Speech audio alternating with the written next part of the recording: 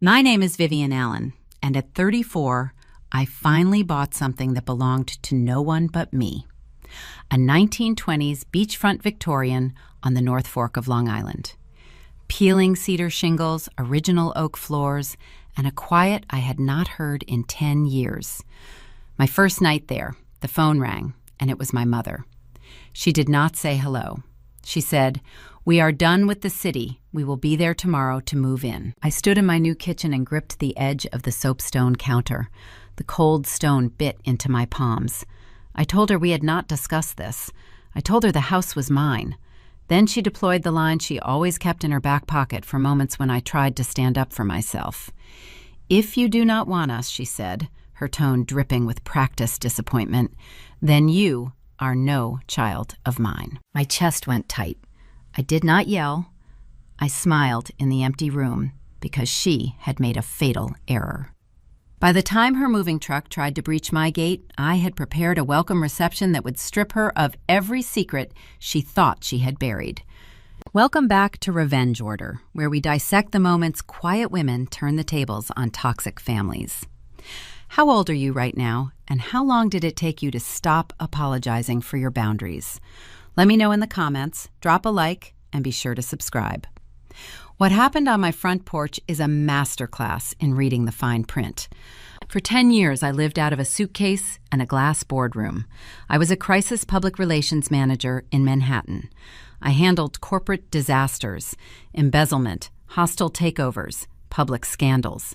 My job was to walk into a room where rich men were sweating through their tailored suits, assess the damage, and control the narrative before the press caught the scent. I was effective, but fixing other people's disasters leaves you with nothing in your own tank. 6 months ago, I sat in a high-rise overlooking Central Park and realized my hands were shaking. I could not remember the last time I slept through the night. So I resigned. I cashed out my equity and bought the Victorian. I paid in cash. The deed carried one name, mine. I thought I had purchased an escape route. You need to understand the role I played in my family. In the Allen household, Vivian fixed things. When my younger sister Lauren totaled her leased sedan, I paid the deductible. When my father Richard forgot to file their taxes, I hired an accountant to handle the penalties. My mother Patricia treated my bank account and my time like a public utility. She never asked, she expected. That night by the open window, the old instinct flared up. The little girl inside me wanted to fix it, to offer the guest room to keep the peace. But the crisis manager stepped forward instead. I set my wine glass down. I looked at the phone in my hand. Moving 4 adults 90 miles from Queens to Long Island is not a spontaneous whim. It requires logistics. Before I could even process the audacity of my mother's demand, the screen lit up with a new message. It was a text from Lauren. "So excited for the girls to have their own rooms at the beach. See you at noon." My pulse leveled out. The fog cleared. This was not a panicked mother needing a favor. This was a coordinated ambush. Lauren, perpetually unemployed and drowning in poor choices, was bringing her 2 kids. I was being repurposed into a free coastal landlord and a live-in nanny. They were coming to claim my sanctuary. I opened my laptop and began to dig. The blue light of my laptop screen cast a pale glow across the soapstone island. The text message from my sister hung in the digital space, a stark declaration of intent. Lauren was packing her daughters. My mother was packing the house. My father was silently allowing it. I sat on a bar stool and listened to the rhythmic shush of the tide against the shoreline outside my window. The air in the kitchen felt thin. In corporate crisis management, the first 60 minutes after an incident breaks is called the golden hour. You do not issue statements. You do not react to the noise. You gather data. You map the variables. You find the structural weak point in your opponent's narrative. For 30 years, I played the role of the compliant daughter, because reacting to my mother's demands was easier than enduring her wrath. Patricia viewed boundaries as personal insults. When you grow up in a house where love is conditional on your usefulness, you learn to anticipate needs before they are spoken. You become a shock absorber. But tonight, sitting in the first space I had ever carved out for myself, The shock absorber broke. The executive took the wheel. I opened a blank spreadsheet. I typed 3 names: Patricia, Richard, Lauren. I needed to understand the mechanics of their threat. Moving from a cluttered 3-bedroom rent-controlled condominium in Queens to a quiet town on the North Fork is a logistical hurdle. You must acquire heavy-duty boxes. You must hire a licensed moving company or rent a commercial truck. You have to sort through decades of accumulated possessions, forward the mail, and terminate utility accounts. This process takes a month at bare minimum. My mother claimed they were done with the city and arriving tomorrow morning. That meant the packing was already finished, the truck was already booked, the schedule was set. They had been orchestrating this coastal invasion during the exact weeks I was negotiating the purchase of my home.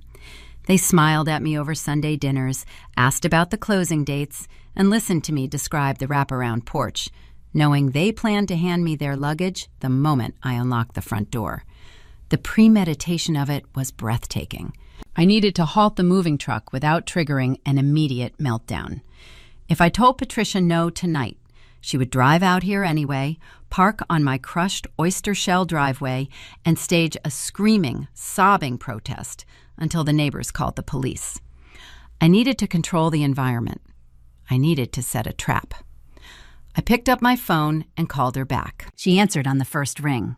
"Did you reconsider your tone, Vivian?"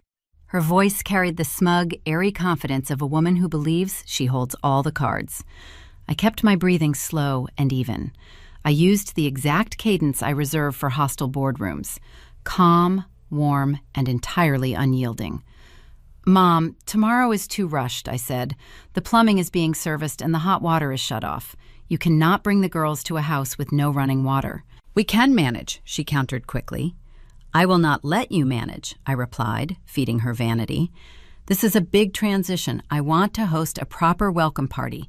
Give me 14 days to prepare the guest rooms and order catering. We can invite Aunt Susan, Uncle Dave, and the cousins to celebrate your arrival." There was a long pause on the line. I knew my mother's psychology better than I knew my own. Patricia treats life as a stage production where she is the aggrieved, benevolent star. She thrives on external validation. By offering her a catered party with her siblings in attendance, I was handing her a microphone and a spotlight. She could never resist an audience. 14 days, she mused. The irritation bled out of her voice, replaced by calculation. "I suppose we can delay the truck. But Vivian, you need to make sure the menu accommodates Lauren's dietary preferences." "I will handle everything," I said. We ended the call. I had purchased 2 weeks. The golden hour was ticking. I turned my attention back to the laptop. If Patricia was arrogant enough to plan a move behind my back, she was arrogant enough to brag about it. I navigated to social media. I rarely logged into personal accounts, preferring to keep my digital footprint minimal. I typed my mother's name into the search bar. Her profile loaded, and my stomach tightened. There it was. A public post updated 3 hours prior, liked and shared by 40 members of our extended family tree. So Blessed Patricia had written. "Vivian surprised us with a family beach estate for our retirement. We are leaving the city behind. The coastal life awaits." She attached a photo of my Victorian. It was an image I had texted privately to my father the day my offer was accepted. I scrolled through the comments. Aunt Susan wrote how generous I was. Uncle Dave praised my loyalty. Lauren had replied with a string of heart emojis, thanking our mother for securing such a beautiful home for her daughters. Patricia had weaponized the family tree. She planted her flag in the public square. If I simply changed the locks and told her to stay in Queens, she would run to the relatives sobbing that her cruel, wealthy daughter had promised her a retirement home and then ripped it away at the last second.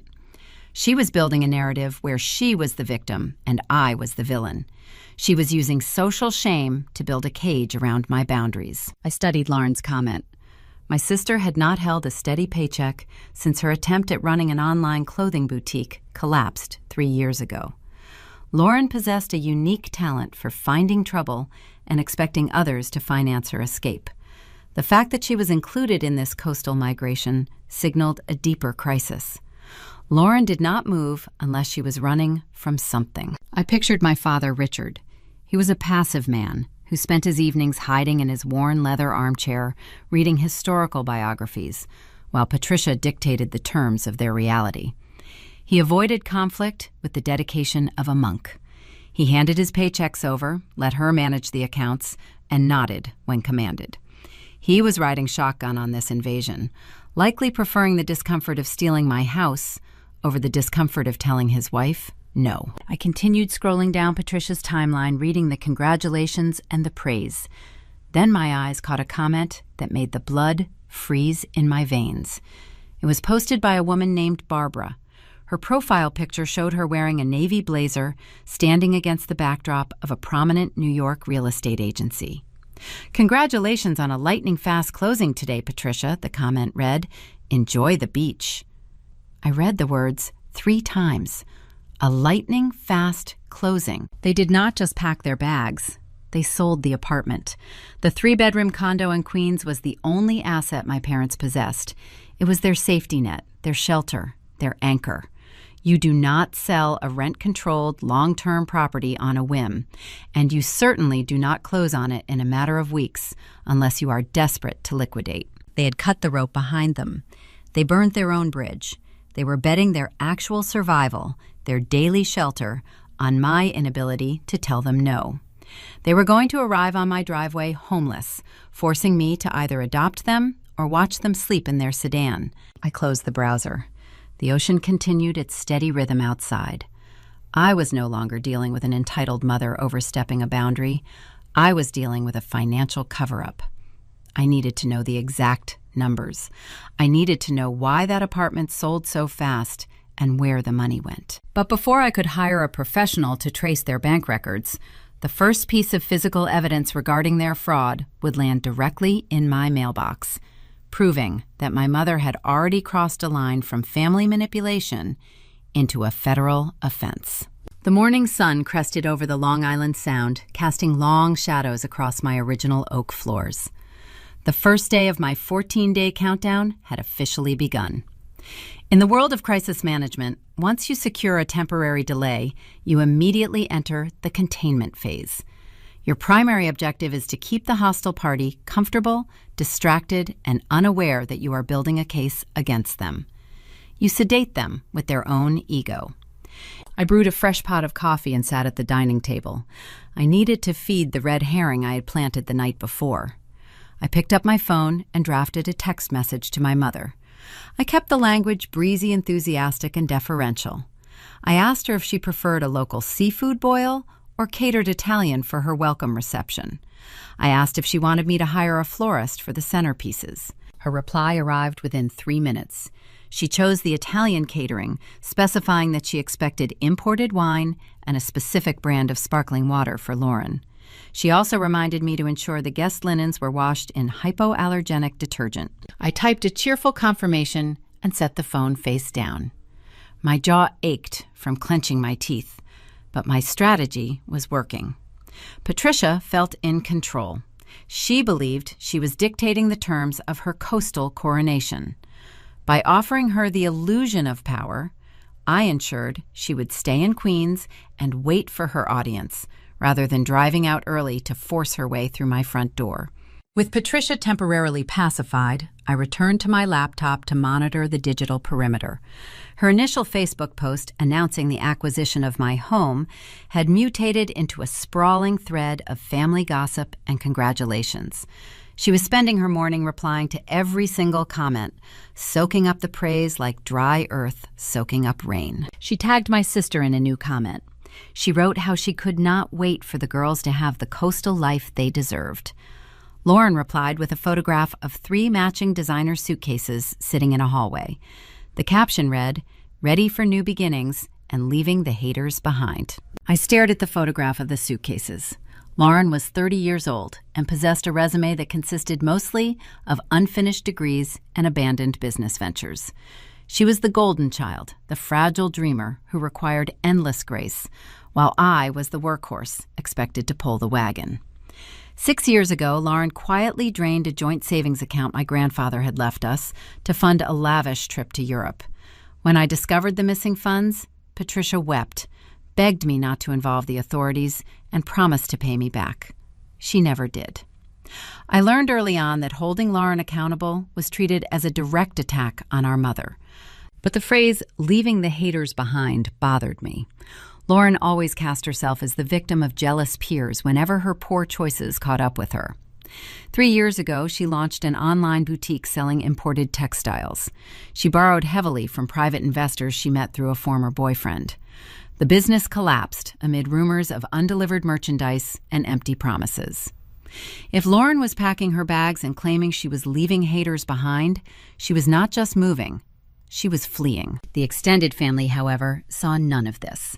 Aunt Susan, my mother's older sister, posted a long comment praising my generosity. Uncle Dave chimed in to say how proud my father must be. For decades, Patricia had cultivated a flawless public image as the self-sacrificing matriarch who held our family together. She spun a narrative where my financial independence was merely a resource to be shared by the collective whole. She weaponized that audience, expertly, preemptively boxing me in.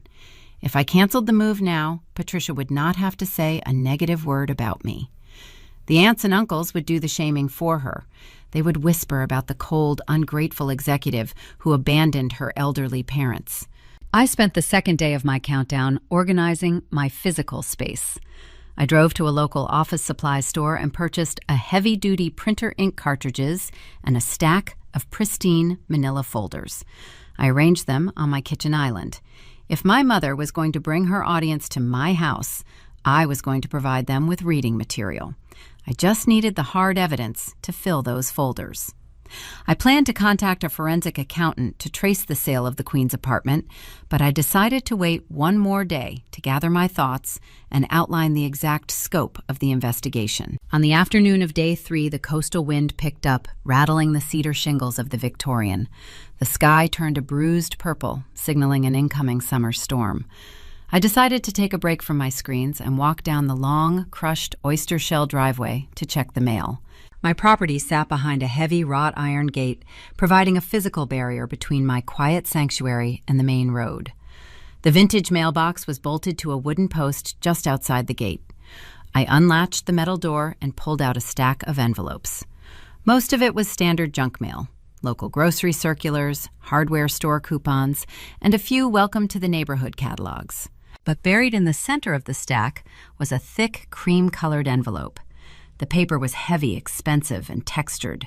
In the top left corner, embossed in deep navy blue ink, was a sophisticated anchor logo. It belonged to the North Fork Yacht and Country Club, the most exclusive and notoriously expensive private establishment in our zip code. I frowned, tracing the embossed logo with my thumb. I had not applied for a membership. My schedule in the city had never allowed for leisure activities like golf or sailing, and I had no intention of joining a social club during my recovery from corporate burnout. I flipped the envelope over. It was addressed to Patricia and Lauren Allen. Underneath their names, my address was listed in crisp professional typography. A cold wave of dread washed over me. I stood on the side of the road as the first drops of rain began to fall, staring at the typed letters. My mother had not even packed her final boxes in Queens, yet she was already receiving high-end mail at my private residence. I walked back up the driveway, my steps quick and rigid. I entered the kitchen, dropped the junk mail into the recycling bin, and laid the cream-colored envelope on the soapstone counter. I did not want to open it. Part of me knew that slicing through that paper seal would push this conflict past the point of a family dispute and into a territory I could not walk back from. I grabbed a paring knife from the wooden block and carefully slit the top edge of the envelope. I slid out a presentation folder. Inside the left pocket was a glossy welcome brochure featuring photographs of pristine tennis courts and waterfront dining. Inside the right pocket was a formal letter of acceptance. I unfolded the letter. The text congratulated Patricia and Lauren on their successful application for a Legacy family membership. The letter praised their commitment to joining the coastal community and noted how highly recommended they came. Behind the welcome letter was a second sheet of paper. It was an initiation invoice. The balance due was $15,000. I gripped the edge of the counter. $15,000. My parents were supposedly downsizing for retirement, yet my mother was purchasing a luxury lifestyle package that rivaled the cost of a new vehicle. I scanned the bottom of the invoice looking for the payment terms. That was when I saw it. The final section of the document required a local resident to act as the primary financial guarantor for the initiation fees and the subsequent monthly dues. Printed clearly on the guarantor line was my full legal name, and sitting directly above my printed name, executed in blue ink, was a digital signature. It looked remarkably similar to the signature I used on my corporate contracts. My mother had not just directed her mail to my house. She had impersonated me. She submitted a fraudulent application and bound my pristine credit score to her vanity project. She had crossed a definitive line, transforming her toxic entitlement into a documented federal crime. I reached into my pocket and pulled out my cell phone. The red herring had served its purpose, but the game had just escalated.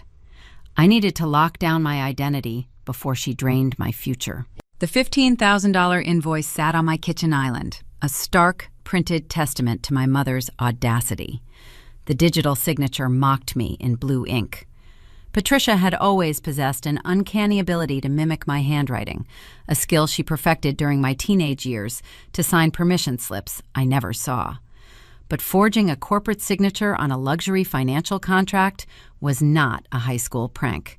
It was a felony. I stared at the embossed logo of the North Fork Yacht and Country Club. Establishing a legacy family membership at a private institution of this caliber requires stringent vetting. They do not hand out $15,000 credit lines based on a smile and a firm handshake. They require proof of local residency, verified assets, and a deep dive into the guarantor's financial history. How did Patricia clear the residency requirement when her primary address was still a condo in Queens? The answer hit me with the force of a physical blow. A month ago, sitting in my cramped Manhattan apartment, surrounded by moving boxes, I experienced a rare moment of vulnerability. I was proud of what I had accomplished. I wanted my father to see that his daughter, the family workhorse, had finally built something lasting. I drafted a short email to Richard's personal account and attached a clean, scanned PDF copy of the finalized property deed. It was meant to be a quiet victory, shared between a father and a daughter. Richard, oblivious to the machinery of deception running his household, likely left his email inbox open on the shared desktop computer in their living room. Patricia must have intercepted the message, downloaded the PDF, and weaponized my pride. She used the legal proof of my ownership to validate her fraudulent country club application, sliding my deed across an exclusive mahogany desk to secure her coastal fantasy. My chest tightened, a familiar pressure rising beneath my ribs. For a brief second, I wanted to pick up the phone, dial her number, and shatter her carefully constructed reality. I wanted to scream until my voice went hoarse, demanding to know how she could steal my identity before she even had a key to my front door. But I am a crisis manager. I do not scream. I document.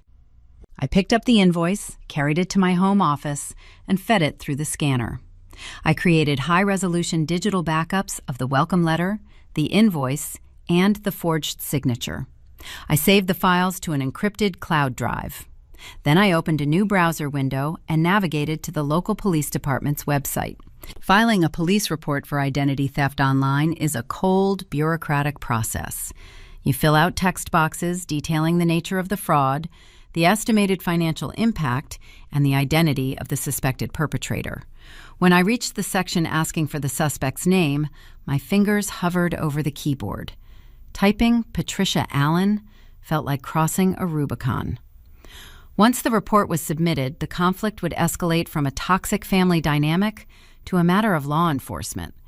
I thought about Lauren packing her designer suitcases in Queens, preparing to flee her own consequences, while my credit score absorbed the impact.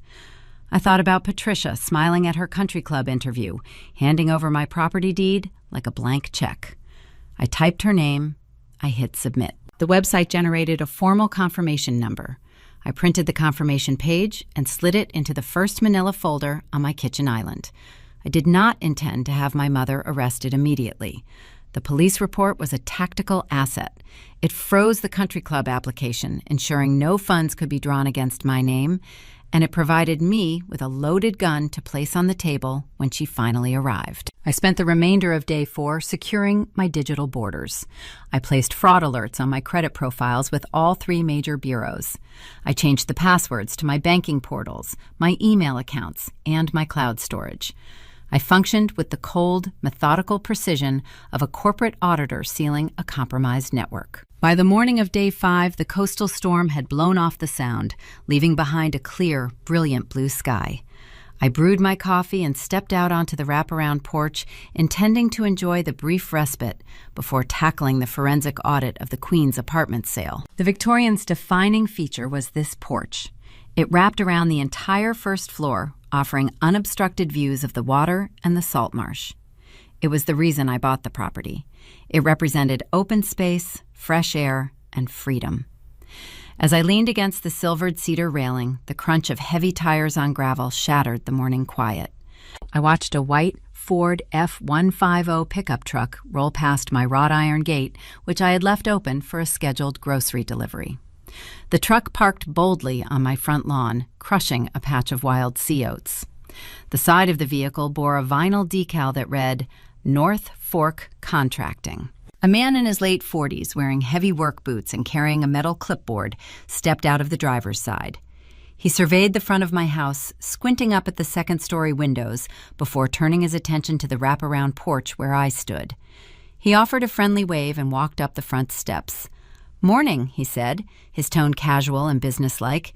"You must be Vivian. I am Tom. Your mother said you would be around this week." I did not return the wave. I gripped the ceramic handle of my coffee mug. "Can I help you, Tom?" Tom tapped his pen against the clipboard. "Just here to pull the final measurements for the framing. Patricia wanted me to expedite the permits so we can start demolition next Monday. We need to enclose this entire front section of the porch to run the HVAC lines for the new master suite." I stopped breathing. The air in my lungs turned to ice. Patricia was not just moving in. She was altering the physical structure of my home. She planned to frame walls, install drywall, and enclose my open-air sanctuary to build herself a private master suite. She was attempting to wall me out of my own space. "Who authorized this project?" I asked, my voice dropping an octave, slipping into the flat, dangerous tone I reserved for hostile negotiations. Tom looked momentarily confused. "Patricia Allen. We finalized the blueprints via email last week. She wired the deposit yesterday. Said this was a family estate and she was managing the renovations to save you the headache. She wired a deposit. While claiming to need my house for survival, she possessed enough liquid capital to hire a local contractor to demolish my porch." The financial math of her narrative was completely fractured. "Tom," I said, setting my coffee mug down on the railing, "I need you to listen to me very carefully." I turned, walked into the house, and returned 30 seconds later, holding a certified copy of my property deed. I handed it to him. "Read the name on that document," I instructed. Tom glanced at the paper, his confusion deepening into concern. "Vivian Allen. My name is the only name on that deed," I said. "Patricia Allen holds no legal or financial interest in this property. She does not reside here. She has no authority to commission renovations, pull permits, or alter a single nail on this structure." Tom's face flushed. He was a local businessman, likely reliant on word-of-mouth reputation in a small coastal town. Realizing he had accepted a deposit from a fraudulent client and was currently trespassing on private property was a liability he could not afford. "I apologize, Vivian," he stammered, handing the deed back. She sounded completely in charge. "I had no idea." "I am officially canceling the work order," I said. "I suggest you return her deposit immediately and retain all email correspondence regarding her attempt to alter this property. If any member of your crew returns to this address, I will file trespassing charges." Tom nodded rapidly, backing down the porch steps. "Understood.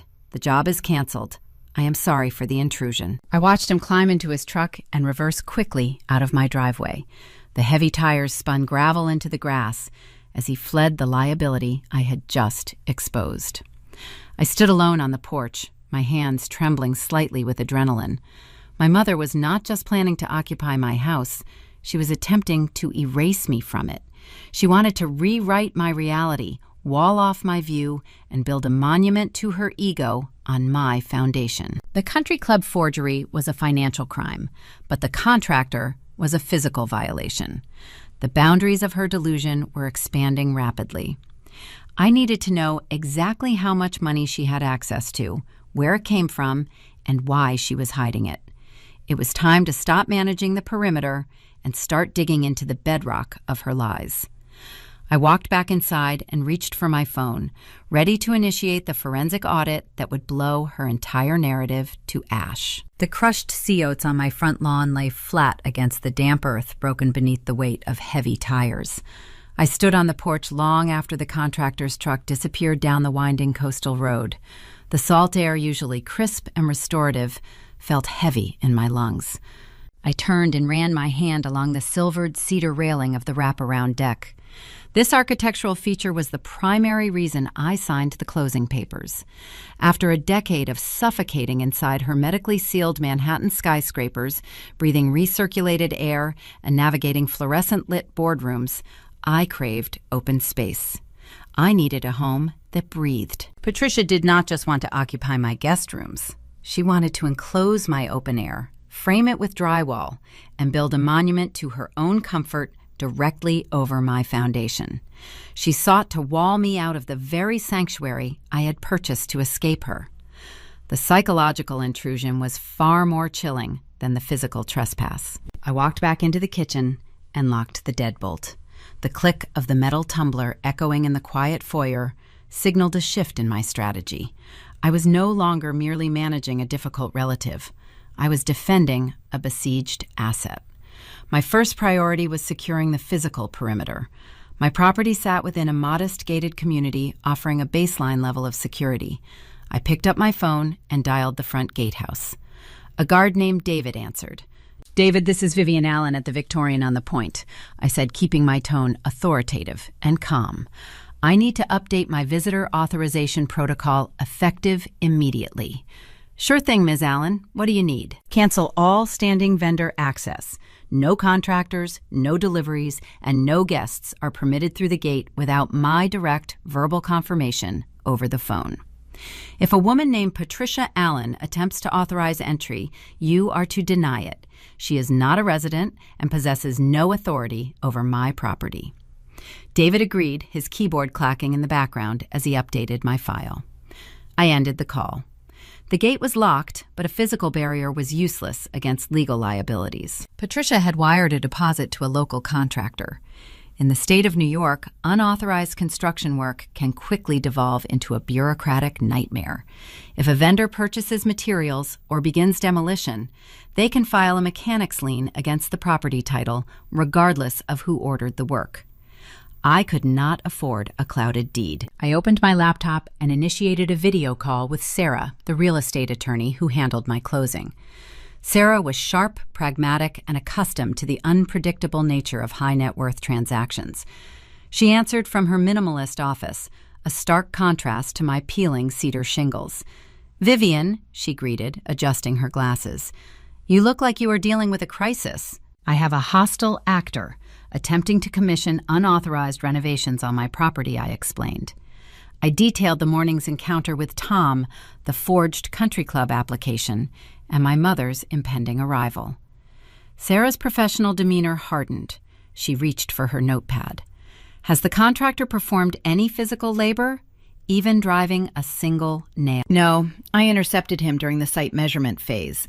I officially canceled the work order and instructed him to return the deposit." "Good," Sarah said, typing rapidly. "I am running a preliminary title search right now just to ensure he didn't preemptively file a lien to secure his materials. Give me a moment." I watched her eyes scan her monitor. The silence stretched thick with tension. A clouded title would delay any legal action I needed to take and mire me in local court proceedings. Finally, Sarah exhaled and leaned back in her leather chair. "Title is clean," she confirmed. You own it, free and clear. But we need to establish a legal fortress around this property today. I am drafting a formal cease and desist directive addressed to your mother, outlining the penalties for identity theft and unauthorized contracting. I will also prepare a strict trespass notice. Hold the documents I instructed. Do not serve them yet." Sarah frowned. "Why wait? She is actively defrauding local businesses in your name. Because if you serve her a cease and desist in Queens, she will realize I am building a perimeter. She will pivot. She will destroy evidence, change her narrative, and deploy the extended family to harass me into submission. I need her to feel secure. I need her to walk onto my driveway next week believing she holds all the power. Keep the documents drafted and ready to execute." Sarah nodded, slowly recognizing the tactical delay. "Understood. Just be careful, Vivian. Delusion combined with financial desperation is a volatile mix." We ended the call. Her words echoed in my quiet kitchen. Financial desperation. I picked up the manila folder containing the country club invoice and laid it next to my notepad.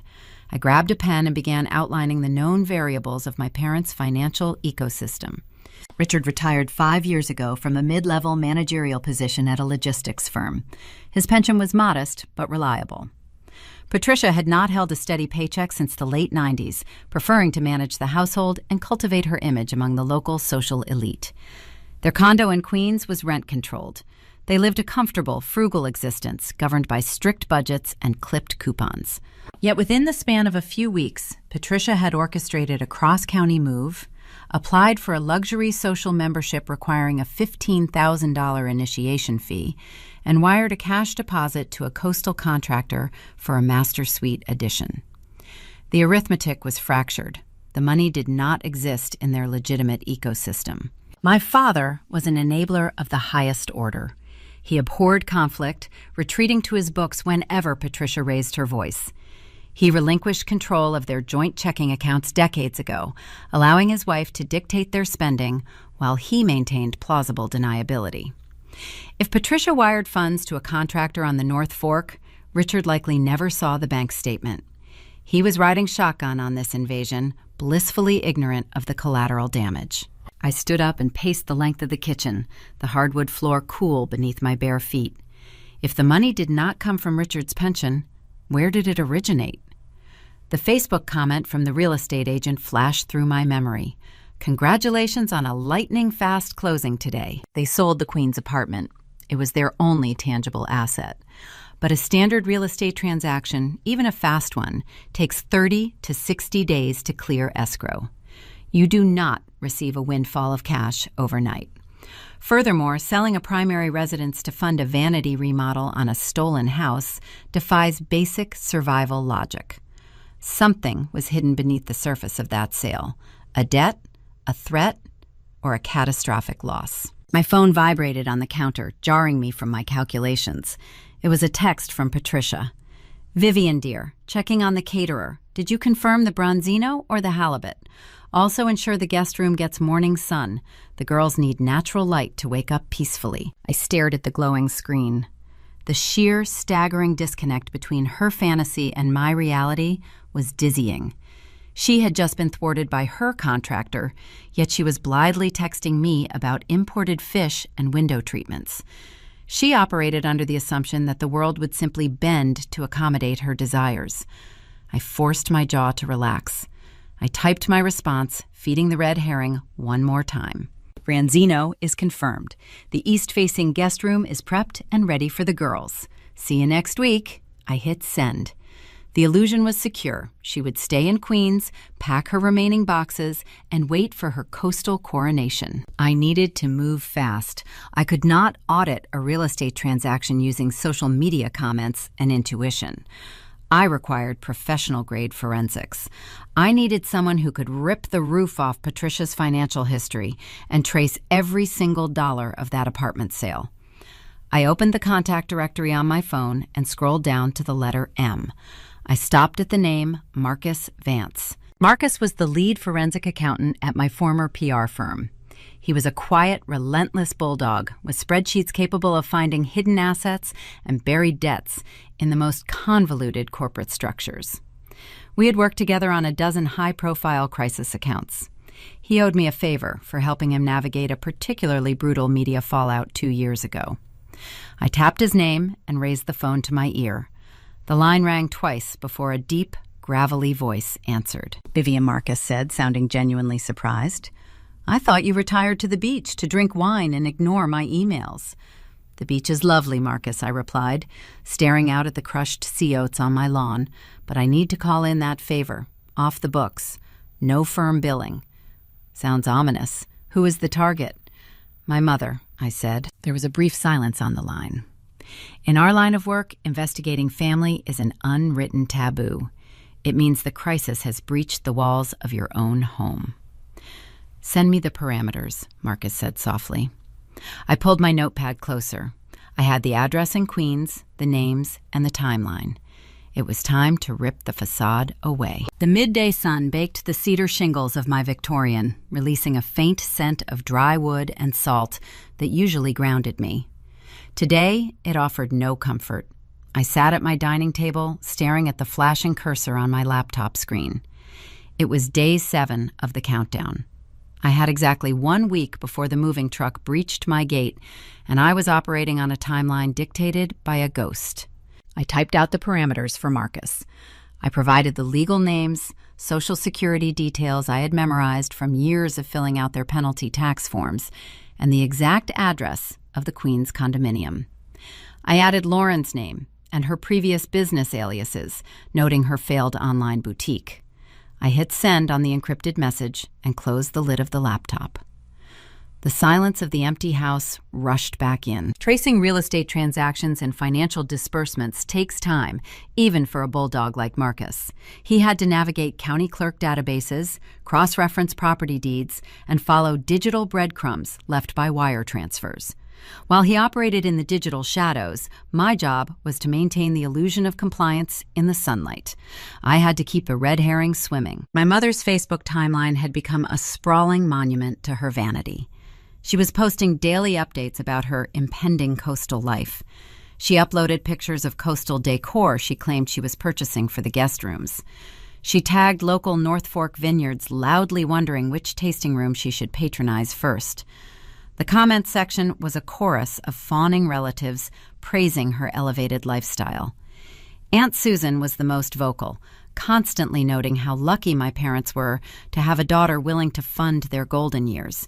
Patricia was feeding her audience a carefully curated fiction, and the audience was eating it without a single critical thought. They saw a successful executive daughter providing a luxury estate for her aging parents. They did not see the forged signatures, the unauthorized contractors, or the desperation driving the entire performance. I picked up my phone and drafted another text to Patricia. The tone required surgical precision. Too eager, and she would suspect a trap. Too cold, and she would preemptively escalate the conflict. "Mom," I typed, "finalizing the catering numbers with the vendor today. Can you confirm exactly who from the extended family RSVP'd to the welcome lunch? I want to ensure we have enough seating on the porch." Her reply arrived with the speed of a woman glued to her screen. Susan and Dave confirmed. "Uncle Robert is driving up from Jersey. The cousins are bringing their kids. We should have 20 people total. Make sure you order extra Pellegrino." 20 people. She had mobilized 20 relatives to witness her coronation. She was importing an entire jury to validate her hostile takeover of my property. "Perfect," I replied. "The menu is set. The guest rooms are prepped. I am looking forward to seeing everyone." I set the phone down. A cold knot formed in my stomach. The trap was set, but a trap is useless if you do not have the ammunition to execute it. I needed Marcus to deliver the financial autopsy. I needed the undeniable proof that Patricia's narrative was a hollow shell built on fraud. For the next 48 hours, I existed in a state of suspended animation. I maintained my physical perimeter, checking the locks and reviewing the gatehouse logs. I ignored calls from my former colleagues in the city, retreating entirely into the mechanics of my defense. On the evening of day 9, the sky over the Long Island Sound turned a bruised shade of violet. I was sitting on the couch reviewing the draft of the cease and desist letter Sarah had prepared when my phone vibrated. A secure notification popped up on the screen. Marcus had sent an encrypted file. I opened my laptop, my heart hammering against my ribs. I entered the decryption key and downloaded the dossier. The file was dense, containing over 40 pages of highlighted banking records, property deeds, and court dockets. I opened the executive summary on page 1. Marcus was a man of few words, and his summary was brutally concise. Vivian, the note read, "The narrative your mother is projecting is entirely fabricated. The Queen's property was not sold on the open market for a profit. The transaction you flagged was a distressed liquidation to avoid total seizure. See page 4. I scrolled down to page 4. The document displayed a scanned copy of a notice of default issued by a commercial lending institution. 6 months ago, Patricia had secretly taken out a predatory, high-interest, hard money loan against the equity of the Queen's condominium. Hard money loans are notorious in the real estate world. They offer fast, unsecured cash, but they carry exorbitant interest rates and draconian repayment terms. They are the financial instrument of last resort for individuals who cannot secure traditional bank financing. Patricia had leveraged the only asset they owned, pledging the roof over their heads, to secure a lump sum of cash. The monthly payments were staggering, far exceeding Richard's modest pension. Within 3 months, they had defaulted. The commercial lender initiated foreclosure proceedings. To avoid the humiliation of a public eviction and the total loss of the asset, Patricia engaged in a short sale. She sold the condominium at a severe discount to a cash buyer, satisfying the debt, but walking away with nothing. My parents were not downsizing for a lavish coastal retirement. They were officially broke. They had burned their only safety net and were currently living out of boxes, facing imminent homelessness. I stared at the scanned notice of default. The sheer, staggering audacity of her plan crystallized in my mind. She was using my gated community and my pristine credit to mask her financial ruin. She intended to move into my Victorian, claim it as her own, and force me to finance her lifestyle while she performed for the extended family. But a glaring question remained. A hard money loan provides a massive influx of immediate capital. The documents indicated a disbursement of $80,000. My parents lived frugally. They clipped coupons and shopped at discount grocery stores. They did not have gambling habits, they did not travel, and they did not purchase luxury goods. Where did the $80,000 go? I scrolled further down the dossier, bypassing the property records and entering the section dedicated to banking transfers. Marcus had traced the routing numbers attached to the initial loan disbursement. The funds did not sit in a joint checking account belonging to Richard and Patricia. They were not invested in a retirement portfolio. On the very day the hard money loan cleared escrow, a single wire transfer was initiated for the entire $80,000 balance. I looked at the recipient name attached to the routing number. The name on the receiving account was Lauren Allen, my sister. The fragile dreamer who required endless grace. The golden child who had never held a steady job, yet somehow managed to live in Manhattan apartments she could not afford. My mother had liquidated her own home, bankrupted her husband, and faced foreclosure, all to secure $80,000 in cash. And she handed every single dime of it to Lauren. The pieces of the puzzle slammed together with a sickening crunch. The coastal invasion was not just about securing free housing. It was a cover-up.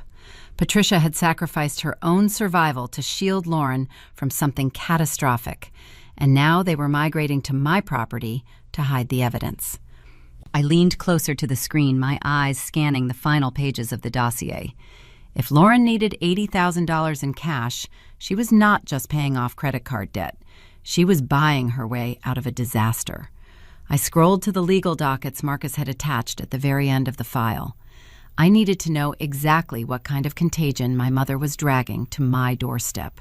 The white glare of my laptop monitor cut through the dark kitchen, illuminating the soapstone counter like a sterile operating table. I stared at the digital pages of the forensic dossier, my mind struggling to align the conflicting realities of my mother's performance. On social media, Patricia was the triumphant matriarch curating a luxurious coastal retirement. On paper, she was a financial fugitive. Hard money loans operate in the unregulated shadows of the real estate sector. They are predatory instruments designed for desperate people who cannot pass a standard bank audit. The interest rates are astronomical, often hovering around 15 or 20%, and the repayment terms are brutal. You do not sign a hard money contract unless you are entirely out of options. Patricia had leveraged the equity of a rent-controlled condominium she had lived in for 3 decades, pledging the only roof over her head for a fast, unsecured cash injection. I traced the timeline Marcus had mapped out in the spreadsheet. 6 months ago, the loan cleared escrow. For the first 90 days, Patricia managed to make the exorbitant monthly interest payments. But the math was unsustainable. By month 4, the payments stopped. By month 5, the commercial lender issued a formal notice of default. To avoid the public humiliation of sheriff deputies dragging her furniture onto the Queens sidewalk, Patricia agreed to a short sale. She surrendered the property at a severe discount to a cash buyer, satisfying the predatory lender, but wiping out her entire net worth. She walked away with 0 equity. The boxes stacked in her living room were not the product of a joyful relocation. They were packed under the looming threat of an eviction mandate. The moving truck scheduled to arrive at my gate next week was not a delivery vehicle. It was a getaway car. Patricia had burned her only safety net and was now betting her actual survival on my lifelong inability to set a boundary. The sheer audacity of her entitlement was staggering. She intended to commandeer my Victorian, claim it as her own estate, and force me to finance her daily existence while she maintained her flawless facade for the extended family. But a glaring discrepancy remained in the ledger. My parents lived a remarkably frugal life. They shopped with clipped coupons, drove a 10-year-old sedan, and rarely dined out. A hard money loan provides a substantial influx of immediate capital. The documents indicated a gross disbursement of $80,000. Where did the funds go? I scrolled back up to the banking transfer logs. The answer lay hidden in the routing numbers. The $80,000 did not sit in a joint savings account. It was not invested in a conservative retirement portfolio. On the exact day the hard money loan cleared, a single wire transfer was initiated for the entire balance. The recipient was Lauren Allen. My chest tightened as the betrayal took on a new, darker dimension. I needed to understand the mechanics of this transfer, which meant I had to examine the collateral damage. My father, Richard, was the silent casualty in this equation. Richard spent 40 years working as a logistics coordinator for a regional shipping firm. He valued order, routine, and above all else, quiet. He abhorred conflict. When Patricia raised her voice, Richard retreated to his worn leather armchair, burying his attention in historical biographies. He relinquished control of their finances early in their marriage, handing over his paychecks and allowing Patricia to dictate their spending. He maintained a willful, comfortable ignorance. But ignorance does not protect you from a ledger. I reviewed the bank statements Marcus had extracted from the months preceding the default. The exorbitant interest payments on the hard money loan had to come from somewhere. Patricia had systematically siphoned Richard's modest retirement pension to keep the lender at bay. She bled his accounts dry, week after week, watching the balance approach 0, all while smiling at him across the dinner table. Richard likely had no idea they were broke. He believed Patricia's fabricated story about selling the condo at a premium. He was packing boxes right now, believing he had won the lottery, oblivious to the fact that his wife had bankrupted him to save her golden child. Pity for my father briefly surfaced, a sharp pang of sorrow for a man whose passive nature had cost him his life savings. But I squashed the emotion. Pity would not protect my property. Only facts would. I turned my attention back to the screen and opened the final folder of the dossier. Marcus had attached a series of legal dockets pulled from the New York State Civil Court database. If Lauren required an immediate, untraceable influx of $80,000, she was not paying off casual credit card debt. She was buying her way out of a disaster. I opened the first docket. The plaintiff was listed as a private investment firm based in Manhattan. The defendant was Lauren Allen, operating under the LLC of her failed online clothing boutique. The charges outlined in the civil complaint were devastating: wire fraud, breach of contract, misappropriation of investor funds. Lauren had not simply mismanaged her business. She had defrauded her backers. She solicited capital under the guise of importing exclusive textiles, but the financial audit attached to the complaint showed she diverted the investments into personal accounts to fund a lavish lifestyle. When the investors demanded a return on their capital, the money was gone. The boutique was a hollow shell. The plaintiffs were seeking aggressive restitution. They hired aggressive litigators who deployed process servers to track Lauren down. The $80,000 wire transfer from Patricia was a desperate attempt to settle the lawsuit out of court, to bury the fraud before it escalated into criminal charges. My mother had sacrificed her home and her husband's pension to buy Lauren a shield. But the settlement had not worked, or the funds had been mismanaged again. The docket showed the litigation was still active and pending. The process servers were still hunting. The true motive of the coastal migration suddenly became crystal clear. Patricia was not merely seeking free rent. She was seeking a legal fortress. My Victorian sat inside a gated community. The perimeter was secured by a private guardhouse. Process servers cannot breach a private gate without authorization or a warrant. Furthermore, if Lauren officially changed her residency to my address, finding her would become a logistical nightmare for the Manhattan litigators.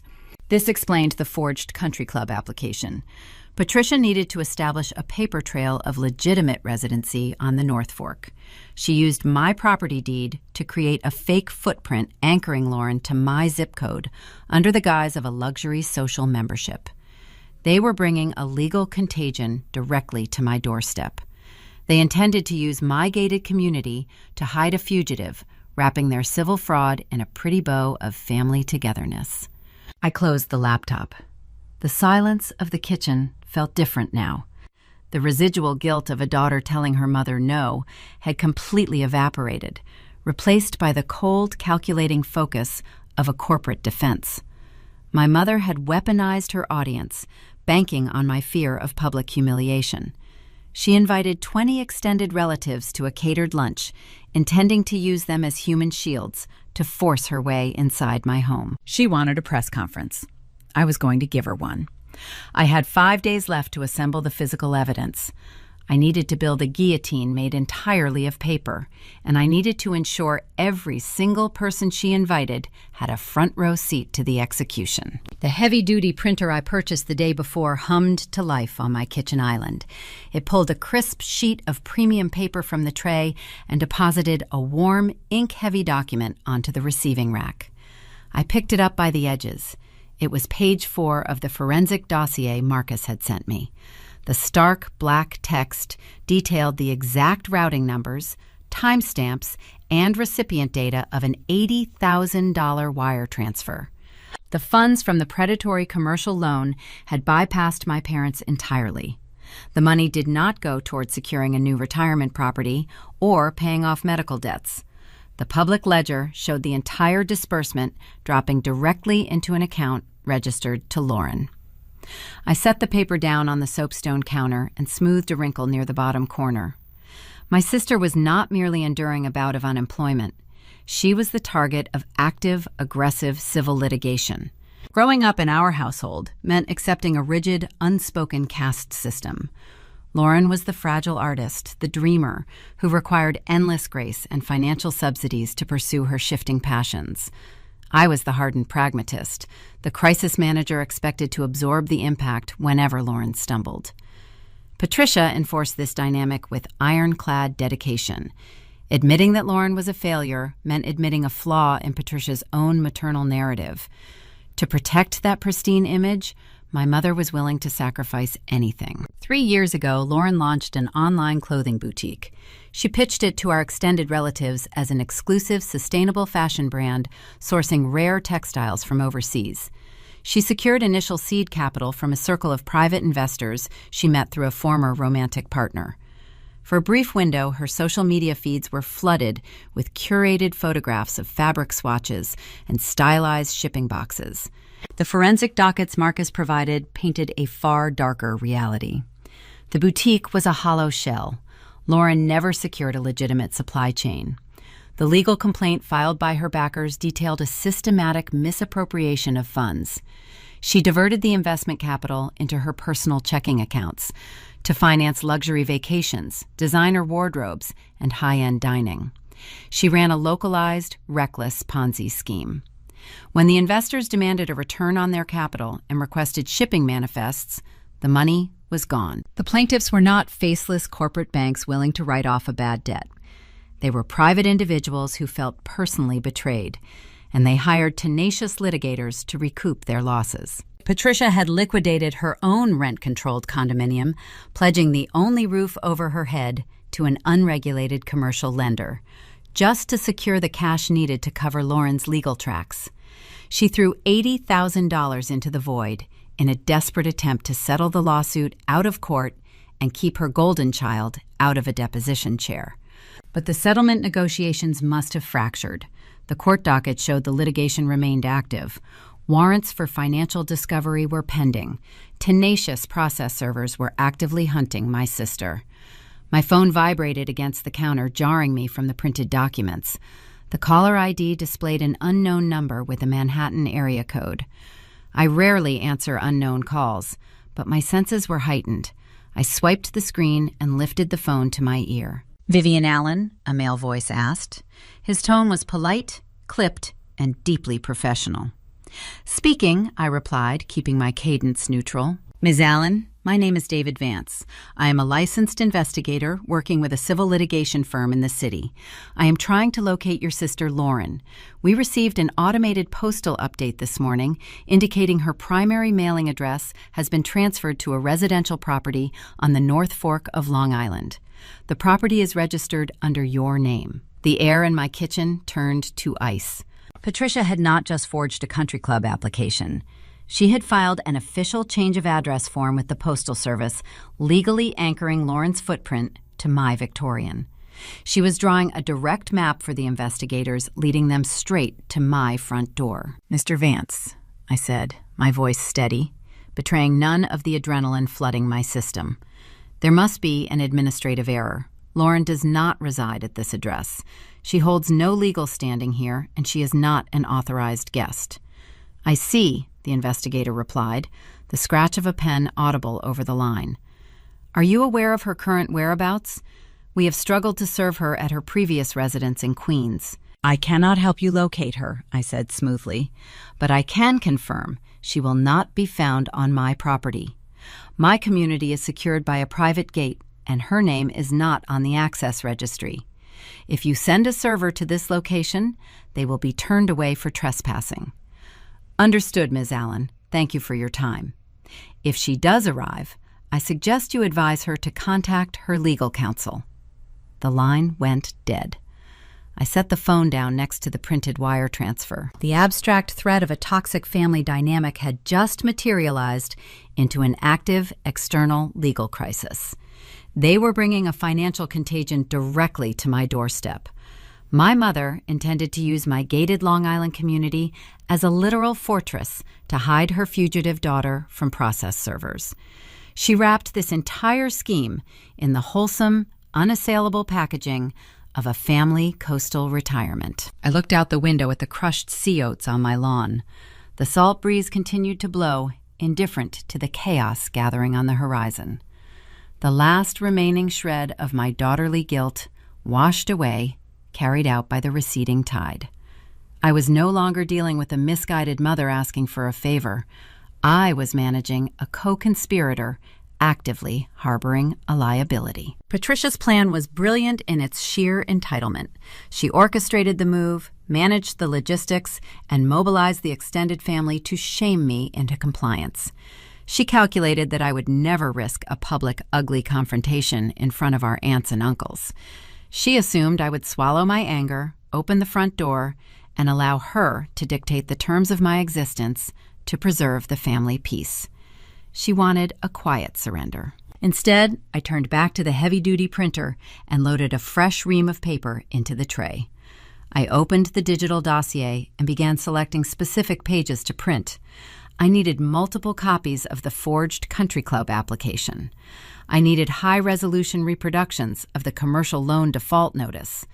I needed the exact legal dockets outlining Lauren's wire fraud. As the machine hummed and pushed warm pages onto the counter, my mind snagged on a crucial missing variable. The hard money loan provided an initial influx of $80,000, which immediately vanished into Lauren's failing accounts. But commercial lenders require monthly interest payments to keep the loan out of default.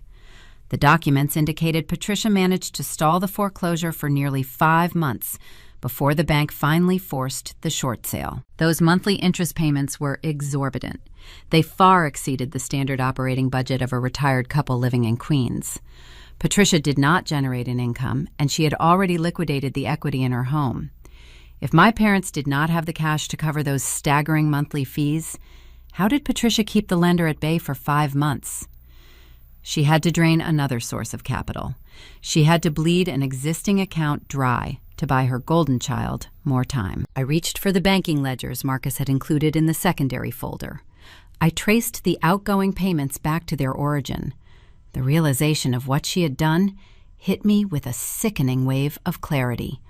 Lauren was the catalyst for the crisis, but she was not the only one caught in the blast radius. Who else in the family is an innocent victim of Patricia's massive cover-up? The glow of the laptop screen illuminated the final spreadsheet in Marcus's encrypted dossier. I stared at the columns of digital ink, tracing the path of the exorbitant monthly interest payments required to keep the predatory commercial lender at bay. Patricia had stalled the foreclosure of the Queens condominium for 5 brutal months. She did not generate an income, and the hard money loan had been immediately swallowed by Lauren's civil fraud crisis. I followed the routing numbers attached to the outgoing interest payments. The trail bypassed their primary joint checking account and led directly to a separate regional financial institution. The logo on the digital bank statement belonged to a logistics workers union. It was my father's retirement pension. A heavy, suffocating silence settled over my kitchen. The rhythmic crash of the waves outside seemed to fade into the background as I read the ledger, line by line. Richard Allen was a man defined by his pursuit of invisibility. For 40 years, he coordinated freight shipments on the loading docks of Brooklyn, navigating complex schedules and demanding drivers. When he came home, his primary objective was to avoid turbulence. Patricia was a storm system, constantly seeking a shoreline to batter. To survive her, Richard chose the path of least resistance. He retreated. When her voice escalated, he would sink into his worn leather armchair, open a thick biography of a historical figure, and pretend the world around him did not exist. He purchased his domestic peace by surrendering his autonomy. Decades ago, he handed Patricia control of their finances, preferring the bliss of ignorance over the friction of auditing her spending habits. He signed tax returns without reading them. He endorsed checks without verifying the recipient. He was the ultimate enabler, providing the fuel for her delusions while refusing to look at the engine. But ignorance offers no protection from a balance sheet. I examined the sequence of withdrawals. Month 1 showed a healthy, stable pension fund, the result of 4 decades of reliable blue-collar labor. By month 2, a massive, unauthorized transfer bled the account to cover the hard money loan interest. Month 3 demonstrated another desperate withdrawal, followed by a series of overdraft fees. Patricia had systematically siphoned Richard's life savings. She watched his retirement evaporate, week by week, sitting across from him at the dinner table, smiling while she incinerated his future. By month 5, the pension account registered a remaining balance of $14.32. The well ran dry. The payments to the commercial lender ceased, triggering the formal notice of default and the subsequent short sale of their condominium. My mother had bankrupted her husband to save her fraudulent daughter. I pictured Richard standing in their Queens living room right now. I imagined him carefully taping up cardboard boxes, wrapping fragile glassware in newspaper, and dreaming of coastal sunsets on the North Fork. He truly believed her fiction. He believed they had sold their home at a premium and were upgrading their lifestyle. He had no idea he was officially destitute.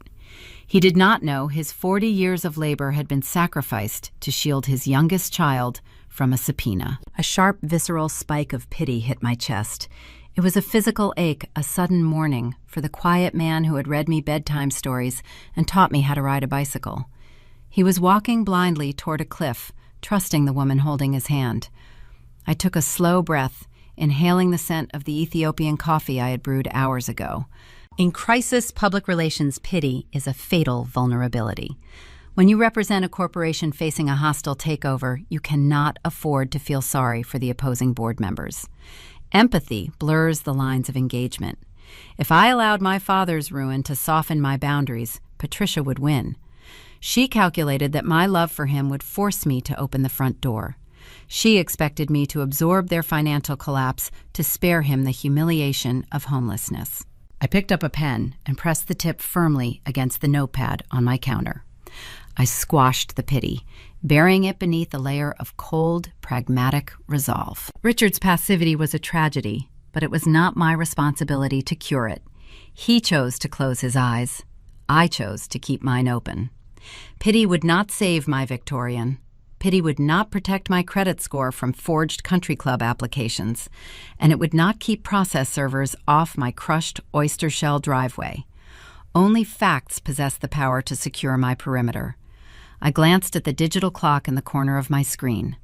48 hours. The moving truck was scheduled to arrive in exactly 2 days.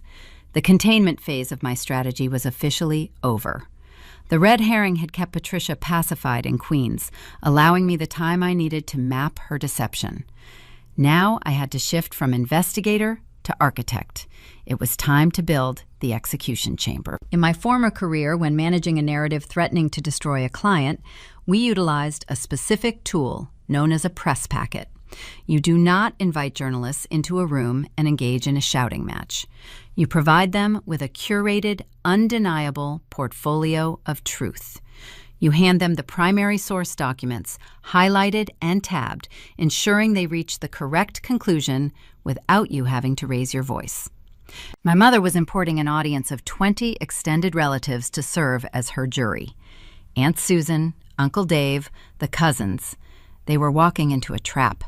Expecting a catered celebration, they were my journalists. I walked over to the stack of pristine manila folders I had purchased earlier in the week. I aligned them in a neat row across the soapstone island. I began the meticulous process of assembly. Inside the left pocket of every folder, I placed a certified high-resolution copy of my property deed.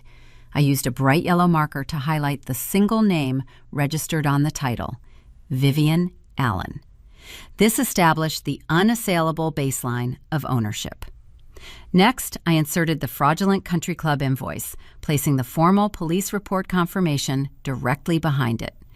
This demonstrated the active federal crime Patricia had committed to anchor her delusion. Inside the right pocket, the narrative darkened. I added the commercial notice of default, highlighting the foreclosure of the Queens condominium. I followed that with the legal dockets detailing Lauren's civil wire fraud and the pending warrants from her angry investors.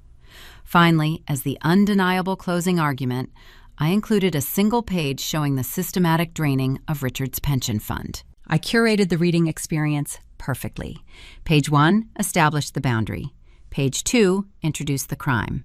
Page 3 revealed the motive. Page 4 exposed the collateral damage. I spent 4 hours printing, highlighting, and stuffing the 20 packets. My hands moved with mechanical precision. I did not feel anger. I felt the steady, rhythmic hum of a professional doing what she was trained to do. When the last folder was sealed, I stacked them in a uniform tower near the front entryway. They looked innocuous, just a pile of office supplies. but they contained the kinetic energy of a bomb. I needed to secure the choreography of the arrival. If Patricia's moving truck pulled up before the relatives arrived, she would attempt to force her way inside using the movers as physical leverage. The audience had to be present, seated, and comfortable before the primary actors took the stage. I picked up my phone and drafted a group text to the extended family thread. "Looking forward to seeing everyone on Thursday," I typed, keeping my tone bright and welcoming. "The catered lunch will be set up by 12:30. Please try to arrive a bit early so we can all be on the porch to surprise Mom and Dad when they pull in at 1 o'clock. Aunt Susan replied almost instantly. "Such a wonderful idea, Vivian. We will be there at 12:15. I am bringing a baked ziti." Uncle Dave added a thumbs-up emoji. The schedule was locked. The relatives would arrive first, expecting a Hallmark moment. They would mingle, drink coffee, and admire the ocean view. Then Patricia would roll down the driveway, stepping out of her vehicle to claim her kingdom in front of a captive audience. She thrived on public image. She orchestrated her entire life around the perceptions of the people she invited to my home. She built a towering house of cards based on her own vanity, and I was going to let her audience pull the bottom card. I locked my phone and looked out at the wrought iron gate standing guard at the end of the driveway. The stage was set. The documents were printed. The actors were hitting their marks. How will Vivian arrange the ultimate trap for a mother who thrives on public image? I spent the 13th day acting as my own client. The physical evidence was printed and safely tucked inside the 20 pristine manila envelopes. But raw data is useless if the delivery method is flawed. In corporate crisis management, you never hand a hostile board member a stack of loose paper. You curate the environment. You control the sightlines. You dictate the temperature of the room. I moved the heavy oak dining table away from the kitchen, positioning it horizontally across the open concept living space. It functioned as a physical barricade, creating a distinct boundary between the entryway, where my guests would stand, and the private quarters of my home. I arranged the space like a corporate boardroom preparing for a hostile merger. Down the center of the table, I aligned sleek glass water bottles at precise equal intervals. Hydration is a biological necessity during moments of high stress. When people receive shocking news, their mouths go dry. Giving them a physical object to hold a glass bottle to sip from prevents immediate hysterical outbursts. It forces a momentary pause. Next, I placed the tabbed packets of truth along the edge of the oak wood.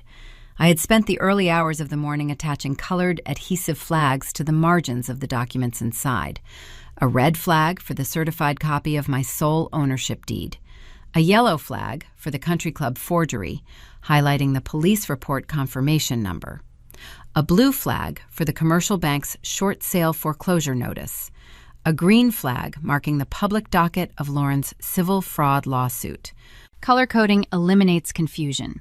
It prevents the reader from getting lost in dense legal jargon.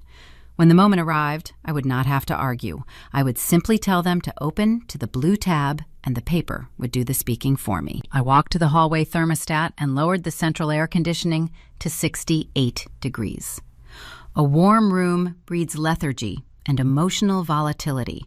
A cool room keeps the occupants alert, uncomfortable, and focused. I needed a jury, not a support group. With the environment secured, I retreated to my master bedroom to address my physical presentation. Throughout my time on the North Fork, my wardrobe consisted of loose linen sundresses, worn denim, and oversized coastal sweaters. Patricia expected to find a relaxed, accommodating host. I was not going to give her that comfort. I opened my closet and bypassed the casual attire. I reached for a tailored charcoal gray blazer woven from structured Italian wool. The shoulders were sharp, the lapels crisp. I purchased this specific jacket 3 years ago during a brutal media fallout involving a corrupt technology executive. He attempted to leverage my firm to cover his embezzlement. I wore this jacket when I terminated his contract and handed his audit to federal regulators. I slipped the blazer on over a simple white silk blouse and dark trousers. The fabric was restrictive, forcing my posture straight. It was not a piece of clothing. It was armor. Looking the part of a soft daughter signals submission. I dressed as the intimidating PR executive Patricia loved to brag about turning her own source of pride into the weapon that would dismantle her. At 3 o'clock in the afternoon, I pulled my phone from my pocket to secure the final logistical variables. I opened the family group chat. The thread was already buzzing with anticipation for the following day. "Looking forward to hosting everyone," I typed, maintaining a warm, professional tone. "The catered lunch will be ready at 1 o'clock. Please drive safely." My aunts, uncles, and cousins replied in a rapid sequence of digital notifications. Aunt Susan sent 3 red heart emojis. "We are so proud of you, Vivian. Your mother is glowing. We cannot wait to celebrate this new chapter." Uncle Dave chimed in shortly after, bringing a bottle of champagne to toast the new estate. I read their messages, a cold knot tightening beneath my ribs. They were entirely unaware of the reality awaiting them. They believed they were driving out to the coast to star in a wholesome family reunion. They were RSVPing to an execution. Patricia had spun a beautiful, fragile web of lies, and these relatives were marching happily into the center of it. The dramatic irony was a heavy weight hanging in the cool, climate-controlled air of my living room. Sleep eluded me that night. I lay in the dark listening to the rhythmic crash of the high tide against the shoreline. The sound usually grounded me, but tonight it felt like a ticking clock. Day 14 broke with blinding sunlight. The sky over the Long Island Sound was a piercing, cloudless blue. Moving day had officially arrived. I brewed a dark roast coffee and stood by the front window, monitoring the long stretch of crushed oyster shell driveway. The schedule was firmly established. The relatives were instructed to arrive at 12:30, ensuring the audience was seated and settled. Patricia and Richard were slated to arrive at 1 o'clock, making their grand entrance in front of the assembled crowd. At 10 o'clock, I called the private guardhouse at the entrance of my gated community. "David," I said when the security guard answered, confirming my guest list for this afternoon. "The individuals on the registry are cleared for entry starting at noon. Under no circumstances is Patricia Allen permitted through the gate unless she arrives after the guests. Understood, Ms. Allen? The list is updated." I ended the call and took a sip of the bitter coffee. The house was silent, save for the low hum of the central air conditioning, keeping the temperature at a rigid 68 degrees. The manila folders sat on the oak table waiting to be opened. My charcoal blazer felt tight across my shoulders. The clock on the wall ticked toward 11. I reviewed my mental checklist, ensuring every single variable was accounted for. The legal documents were verified. The perimeter was secured. The audience was en route. But Patricia Allen never respected a boundary, and she rarely adhered to a schedule. She operated on the assumption that the rules did not apply to her desires. At 11:30, a full hour before the first relative was scheduled to appear, the intercom system mounted on my kitchen wall buzzed, a sharp, jarring alarm. I set my coffee mug on the counter. The gatehouse was calling. I pressed the receiver button. "Yes, David?" "Ms. Allen," the guard said, his voice strained with unexpected tension. "I have a situation at the main gate. A commercial vehicle is blocking the resident lane, and the driver is refusing to move." Through the open kitchen window, carrying over the distance from the main road, I heard the distinct heavy rumble of a large diesel engine downshifting. The low-frequency vibration rattled the glass panes in their frames. Moving day has arrived, but what massive obstacle hits the driveway an hour early? The low, guttural vibration of the diesel engine reverberated through the cedar shingles of my Victorian. I stood motionless by the kitchen intercom, the charcoal wool of my blazer settling heavily across my shoulders.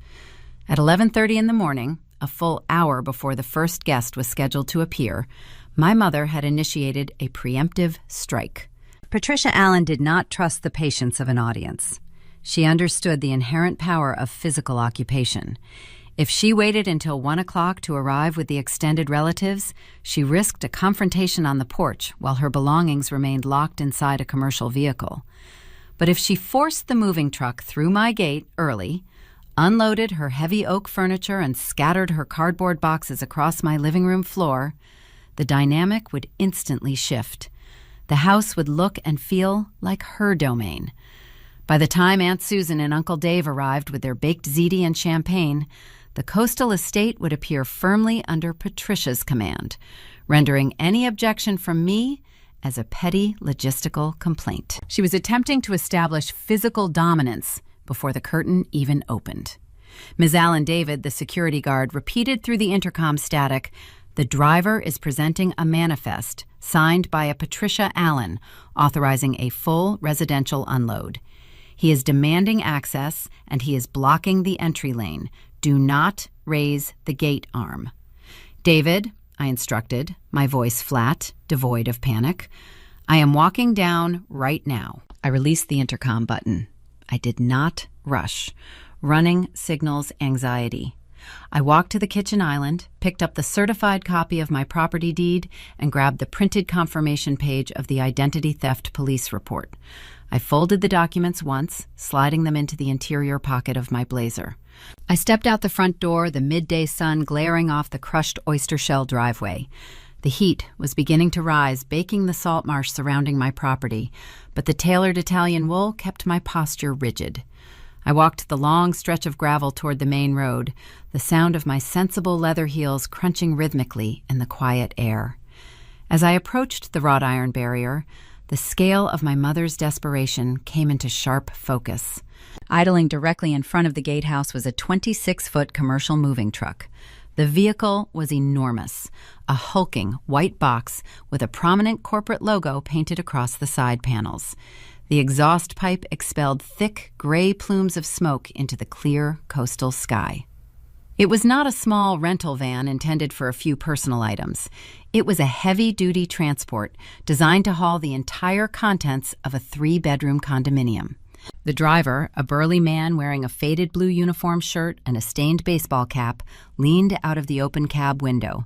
He looked agitated, tapping a thick clipboard against the side mirror while arguing loudly with David, who remained safely enclosed behind the reinforced glass of the guardhouse. "I have a schedule to keep," the driver barked, his thick Brooklyn accent cutting through the engine noise. "The client paid for a guaranteed morning drop, and I am not getting ticketed for idling on a county road." I stopped a few feet from the wrought iron barrier. "Turn the engine off," I said. I did not yell. I did not attempt to compete with the roar of the diesel motor.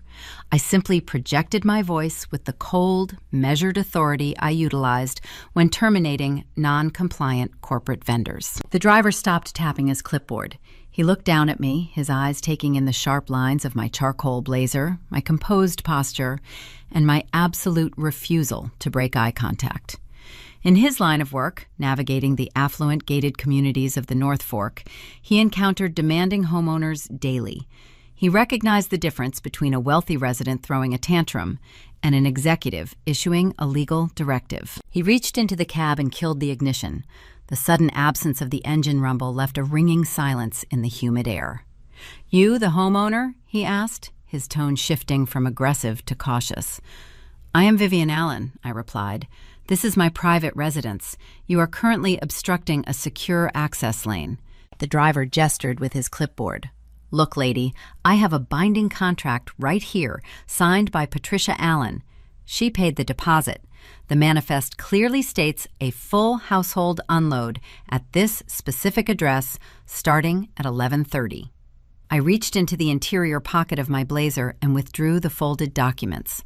I slipped the papers through the vertical iron bars of the gate, read the first document I instructed. The driver took the paper. His eyes scanned the heavy stock, registering the official county seal and the highlighted text. "That is a certified copy of the property deed," I explained, keeping my tone strictly informational. "Notice the singular name registered on the title, Vivian Allen. Patricia Allen possesses no legal standing, no equity, and no access rights to this address. The contract she signed with your dispatch office is entirely fraudulent." The driver's jaw tightened. A fraudulent contract meant a disputed bill, and a disputed bill meant his daily commission was suddenly in jeopardy. Now I continued sliding the second document through the bars. Read the confirmation number on the police report. Patricia Allen is currently under active investigation for identity theft and financial fraud stemming from her attempts to commandeer assets in this zip code. If you raise that gate arm or if your tires cross my property line, you are no longer fulfilling a moving contract. You are participating in a coordinated trespass on a secured estate, and I will instruct the local sheriff to impound your commercial vehicle as evidence." The driver stared at the police report. He was a seasoned New Yorker, a man who navigated the gritty realities of logistics and liability. He knew exactly what an impounded truck would cost his company in lost revenue and legal fees. He took one look at my cold, unyielding demeanor, the stack of undeniable paperwork, and the heavy iron gate separating us. He shrugged, a gesture of absolute blue-collar resignation. "Not my circus, lady," he muttered, handing the documents back through the bars. "I am just the transport. I am not getting locked up over some family dispute." "I appreciate your professionalism," I said smoothly. "I suggest you contact your dispatch manager to verify the fraud. In the meantime, you cannot idle in the resident lane. Move the vehicle to the public shoulder." The driver did not argue. He climbed back into the cab, fired up the diesel engine, and threw the massive transmission into reverse. The 26-foot truck backed slowly away from the guardhouse, clearing the secure lane. He pulled the hulking vehicle onto the gravel shoulder of the county road, killing the engine once more. The truck sat there, a silent white monolith, containing the entirety of Patricia's ruined life, completely neutralized by 3 pieces of paper. I turned to David, who was watching from the guardhouse window with wide eyes. "Keep the lane clear for the scheduled guests," I told him. "The protocol remains unchanged." I tucked the documents back into my blazer and began the long walk up the driveway toward the Victorian. The preemptive strike had failed. Patricia's attempt to establish physical dominance before the audience arrived was crushed by the cold reality of a property deed. The truck was parked. The furniture remained locked inside the steel box. When Patricia rolled down the county road, she would not find her belongings scattered across a conquered living room. She would find her entire material existence stranded on the shoulder of a public highway, barricaded behind a locked iron gate. She was going to have to walk onto my porch empty-handed. The sun climbed higher in the sky, baking the crushed oyster shells beneath my heels. I returned to the cool 68-degree climate of my living room and stood beside the oak table. The 20 manila folders sat undisturbed beside the glass water bottles, waiting for the jury to assemble. The perimeter was secured. The ambush was deflected. The stage was finally set. With the truck neutralized, how will Patricia perform when the extended family arrives? The scent of roasted garlic, charred lemon, and fresh herbs drifted through the open windows of my kitchen. At 12:15, the local catering company finished arranging the silver chafing dishes across the granite countertops. They laid out crisp linen napkins, polished silverware, and crystal pitchers filled with iced water and sliced cucumbers. I signed their invoice, added a generous tip, and locked the back door as they departed. The house grew still again. The stage was dressed. I walked out onto the wraparound porch and checked my reflection in the dark glass of the front window. The charcoal Italian wool blazer sat perfectly flush against my shoulders. My posture was rigid. My breathing was slow and measured. At exactly 12:45, the crunch of tires turning off the paved county road signaled the arrival of the audience. I looked down the long stretch of crushed oyster shells. The gatehouse had authorized the registry. A convoy of 3 vehicles rolled through the open wrought iron barrier, kicking up pale dust in the midday sun.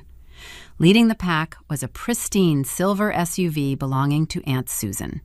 Behind her followed Uncle Dave in a dark sedan, and rounding out the procession was a minivan carrying 2 of my older cousins and their respective children. They parked in a neat row along the edge of the manicured lawn. Car doors opened, and the coastal quiet shattered under a wave of cheerful chatter, slamming trunks, and the high-pitched laughter of young cousins stretching their legs after the long drive from the city. Aunt Susan emerged from the driver's seat of the silver SUV holding a heavy aluminum pan covered tightly in aluminum foil. Susan was a woman who measured her entire self-worth through a lifelong, unspoken competition with my mother.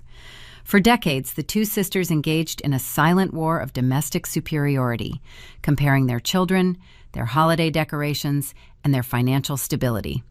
Patricia, securing a beachfront estate for her retirement, was the ultimate checkmate in their sibling rivalry. Susan was here to inspect the prize, masking her envy behind a wide, eager smile. I walked down the wooden steps of the porch to meet them. "Vivian, darling," Susan called out, extending her arms while balancing the foil pan. "Look at this property. It is a slice of heaven. Your mother has not stopped bragging for 2 weeks.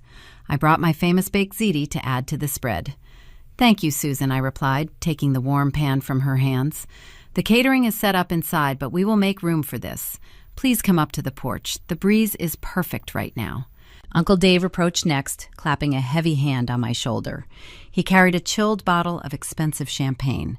"Proud of you, kid," he said, his voice booming across the lawn. "Taking care of your folks like this, it speaks volumes about your character." I accepted the champagne, offering a tight, polite smile. "The truth always speaks for itself, Uncle Dave. Go grab a seat in the shade." Within 10 minutes, the wraparound porch was packed. 20 members of my extended family tree occupied the wicker patio furniture and leaned against the silvered cedar railings. They sipped iced water, admired the unobstructed view of the salt marsh, and exchanged breathless whispers about the sheer cost of real estate on the North Fork. They were comfortable, hydrated, and entirely captivated by the setting. The jury was seated in the gallery. I stood near the top of the stairs, keeping my eyes fixed on the distant county road. At 1 o'clock sharp, the main event commenced. A dark blue sedan approached the perimeter. It slowed to a crawl, forced to navigate around the hulking white commercial moving truck parked on the public shoulder. Through the open window of the truck cab, I could see the burly driver glaring down at the passing sedan, his arms crossed over his chest, furious at the delay and the disputed contract. The blue sedan ignored the angry driver rolling past the guardhouse and passing through my open gates. The tires crunched loudly over the shells as the vehicle pulled up and shifted into park directly in front of the porch stairs. The front passenger door swung open. Patricia stepped out. She wore a pair of crisp white linen trousers, a flowing silk blouse the color of seafoam, and oversized designer sunglasses. She placed a hand on her hip, tilting her head back to breathe in the salt air. She did not look like a woman who had just lost her home to a predatory commercial lender. She did not look like a mother whose daughter was actively hunted by process servers for wire fraud. She looked like a conqueror, stepping onto newly acquired territory. The driver's side door opened with a slow, reluctant creak. My father, Richard, emerged. The physical toll of the past 6 months hung heavily on his frame. His shoulders sloped downward, his skin carried a pale gray pallor, and his eyes remained fixed on the ground. He looked diminished, moving with the sluggish, heavy steps of a man carrying an invisible, crushing weight. He had no idea his pension was gone, but his subconscious clearly recognized the peril of their situation. He closed his car door without looking up at the house. From the rear of the sedan, Lauren kicked her door open. My sister scrambled out of the back seat, dragging her 2 toddlers by their hands. Her behavior was erratic, a stark contrast to Patricia's curated elegance. Lauren's eyes darted nervously toward the main road, scanning the tree line and the parked moving truck. She wore expensive clothing, but her movements were frantic, hypervigilant. She was a fugitive, hiding in plain sight, terrified that every passing car contained a Manhattan litigator holding a subpoena. Patricia ignored her husband's depression and her youngest daughter's paranoia. She turned her attention to the Victorian. She paused, taking in the sight of the wraparound porch. Her lips parted in a genuine smile. She saw Aunt Susan holding a glass of water. She saw Uncle Dave leaning against the railing. She saw the cousins pointing at the ocean. The audience she had weaponized was in place. The stage was fully illuminated, and the spotlight belonged entirely to her. Her chest expanded as she inhaled. She raised her right hand, offering a regal, sweeping wave to the assembled relatives. She fed on their attention, her ego inflating with every gasp of admiration from the porch. She believed her fiction had become reality.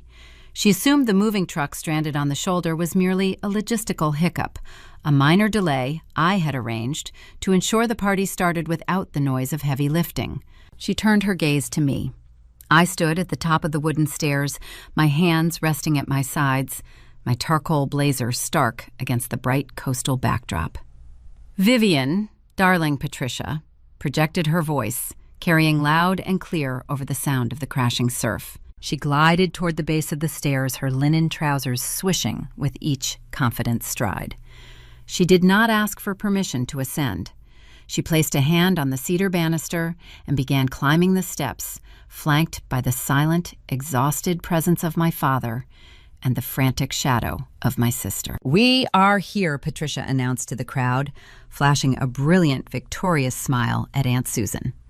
She turned back to me, clapping her hands together with sharp, decisive finality.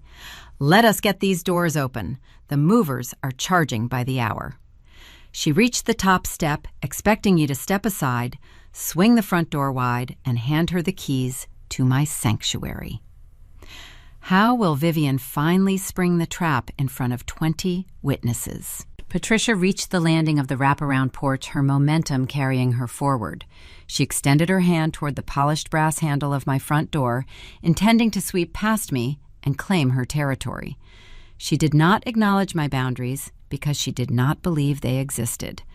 I shifted my weight, stepping directly into the center of the doorway. I squared my shoulders, the structured Italian wool of my blazer creating a rigid physical barrier. She collided with my space, stopping abruptly inches from my chest.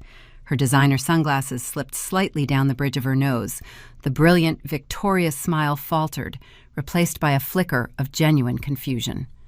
I did not break eye contact. I did not smile, and I did not flinch.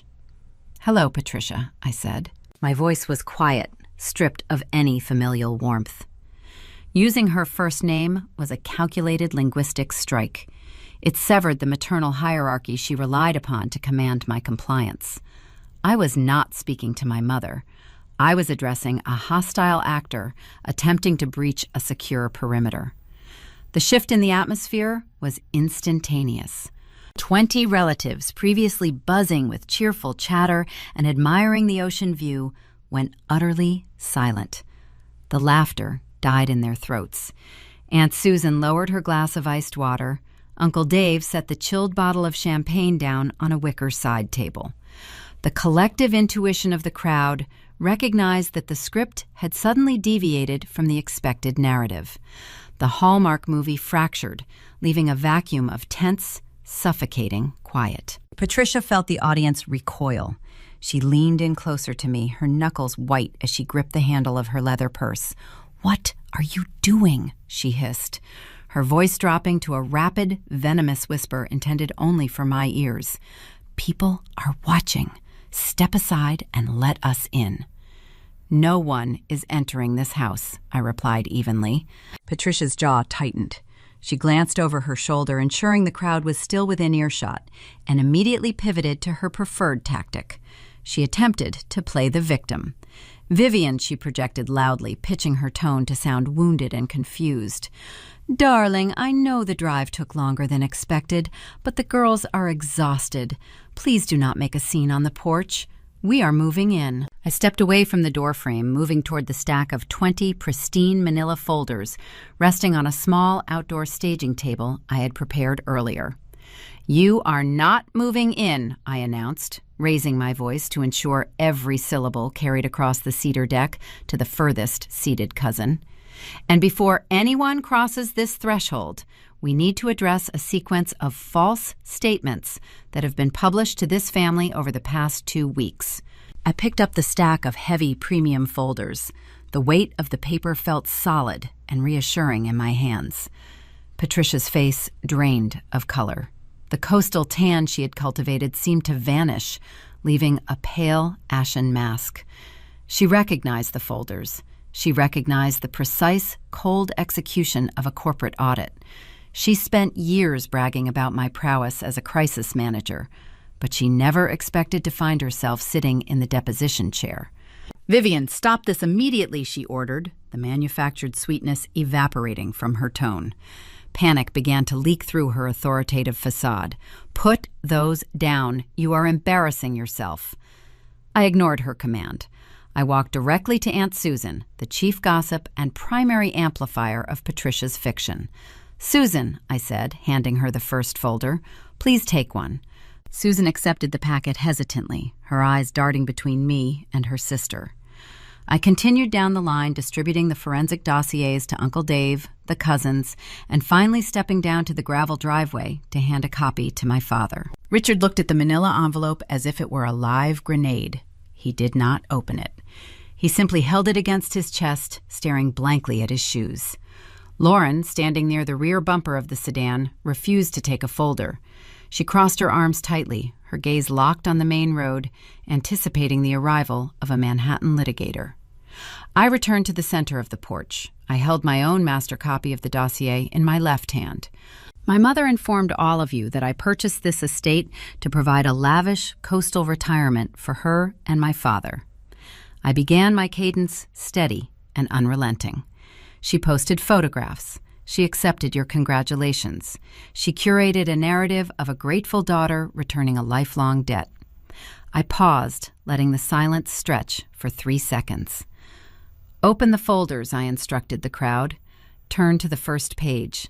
The document marked with the red adhesive flag. The sound of 20 heavy paper covers flipping open echoed across the deck in a synchronized, rustling wave. "That is a certified county-sealed copy of the property deed I stated. Read the name registered on the title. There is only one, Vivian Allen. I did not purchase this home for my parents. I was never consulted about a relocation. I was informed 14 days ago via a hostile ultimatum that they were commandeering my property." Aunt Susan gasped softly, her index finger tracing the solitary name printed on the legal document. Patricia spun toward the crowd, her hands waving frantically in the air, desperate to reclaim the narrative. "She is confused," Patricia shouted, her voice shrill and unmoored. "We had an agreement. We discussed this for months. She told me to hire the contractor for the master suite." "I did not authorize a contractor," I interjected, smoothly cutting through her hysteria. Which brings us to the second document. Please turn to the page marked with the yellow adhesive flag. The audience obeyed, flipping the pages in unison. "That is a welcome invoice from the North Fork Yacht and Country Club," I explained.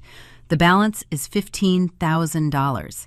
If you look closely at the bottom of the application, you will see my printed name listed as the financial guarantor, accompanied by a digital signature. I did not sign that document." A murmur of shock rippled through the assembled relatives. My mother intercepted a digital copy of my property deed, submitted it to a private institution to prove local residency, and forged my signature to secure a luxury credit line. I continued. Attached to that invoice is a confirmation number. It is an active police report for identity theft filed with the local authorities. My mother committed a federal crime before she even packed her first cardboard box. Lies. Patricia shrieked her composure, shattering completely. She lunged toward Aunt Susan, attempting to snatch the folder from her sister's hands. "Susan, do not look at that. It is fabricated. Vivian is having a nervous breakdown." Susan pulled the folder back, holding it out of Patricia's reach. The older sister stared at the forged signature, her expression hardening from confusion into profound disgust. The sibling rivalry was over. Patricia had lost. "I am perfectly sane," I told the crowd. "But my sanity does not explain why a retired couple would engage in felony forgery and attempt a hostile takeover of their daughter's home. The motive for their desperation is located on the third page. Please turn to the blue flag." The sound of turning pages filled the air again. This time, the rustling was accompanied by sharp intakes of breath. "Patricia told you she sold her Queens condominium for a massive profit," I said, my voice dropping to a low, lethal register. "That was another fiction. Look at the notice issued by the Commercial Lending Institution. The apartment was not sold. It was foreclosed on. What happens when the family opens the folders and sees the undeniable proof?" The word foreclosure hung in the salt air, heavy and irrefutable. It was a brutal, ugly noun that did not belong in the curated fantasy Patricia had constructed for her audience.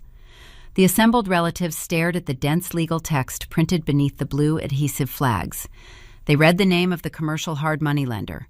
They read the staggering sum of the defaulted balance. Patricia stood paralyzed in the center of the wraparound porch. The physical manifestation of her deceit was duplicated 20 times over, held in the hands of the very people she invited to witness her coronation. Her hands dropped to her sides. The designer purse slipped from her shoulder, hitting the cedar deck with a dull thud. I did not let the silence settle. I turned my attention away from the crowd and focused entirely on the gray, diminished figure standing at the base of the stairs. "Dad," I said, my voice projecting clearly down to the driveway. Richard slowly raised his head. His eyes were bloodshot, surrounded by dark, bruised circles of chronic exhaustion. He looked like a man waking up in a burning room. "Did you know Mom lost your apartment to foreclosure?" I asked him directly. "Did you know she took out a predatory, high-interest commercial loan against the equity of your home 6 months ago?" Richard blinked his mind, struggling to process the vocabulary. "What foreclosure?" he croaked, his voice barely a whisper. "Patricia said we closed early. She said the buyers paid over asking." I pointed a finger at the final tab in his folder, the green adhesive flag. "Open the folder, Dad. Look at the ledger on the last page. Mom did not just lose the apartment. She systematically drained every dollar of your logistics union pension to cover the exorbitant monthly interest payments before the bank finally seized the deed. You are officially bankrupt." Richard's hands began to tremble violently. He fumbled with the manila cover, ripping the heavy paper in his haste to reach the final document. He stared at the digital printout of his life savings, watching 4 decades of blue-collar labor evaporate into a column of negative red ink. His knees buckled slightly and he leaned heavily against the side mirror of the blue sedan for physical support. A collective gasp rippled through the aunts and uncles. To lose a home was a tragedy. To secretly bankrupt your own husband to maintain a facade was a profound, unforgivable betrayal. "Why?" Richard whispered, his voice cracking, directing the question not to me, but to the woman standing frozen on the porch. "Where did the money go, Patricia? What did you buy?" Patricia opened her mouth to answer, but her throat seized. No lies materialized. The narrative was dead. I delivered the final fatal blow to the illusion. She did not buy anything for herself. "Dad," I stated, shifting my gaze to the frantic shadow hovering near the rear bumper of the sedan, "she gave the entire $80,000 cash disbursement to your youngest daughter." Every head on the porch snapped toward the driveway, focusing on Lauren. My sister, the golden child who required endless subsidies, shrank under the sudden, intense scrutiny of 20 extended relatives. She crossed her arms tightly over her chest, attempting to make herself as small as possible. "Lauren is not unemployed," I told the crowd, citing the civil court dockets indexed in the folders. "She is the primary defendant in an active wire fraud lawsuit. She solicited private investment capital for an online boutique and diverted the funds to finance her personal lifestyle. When the investors demanded restitution, the money was gone.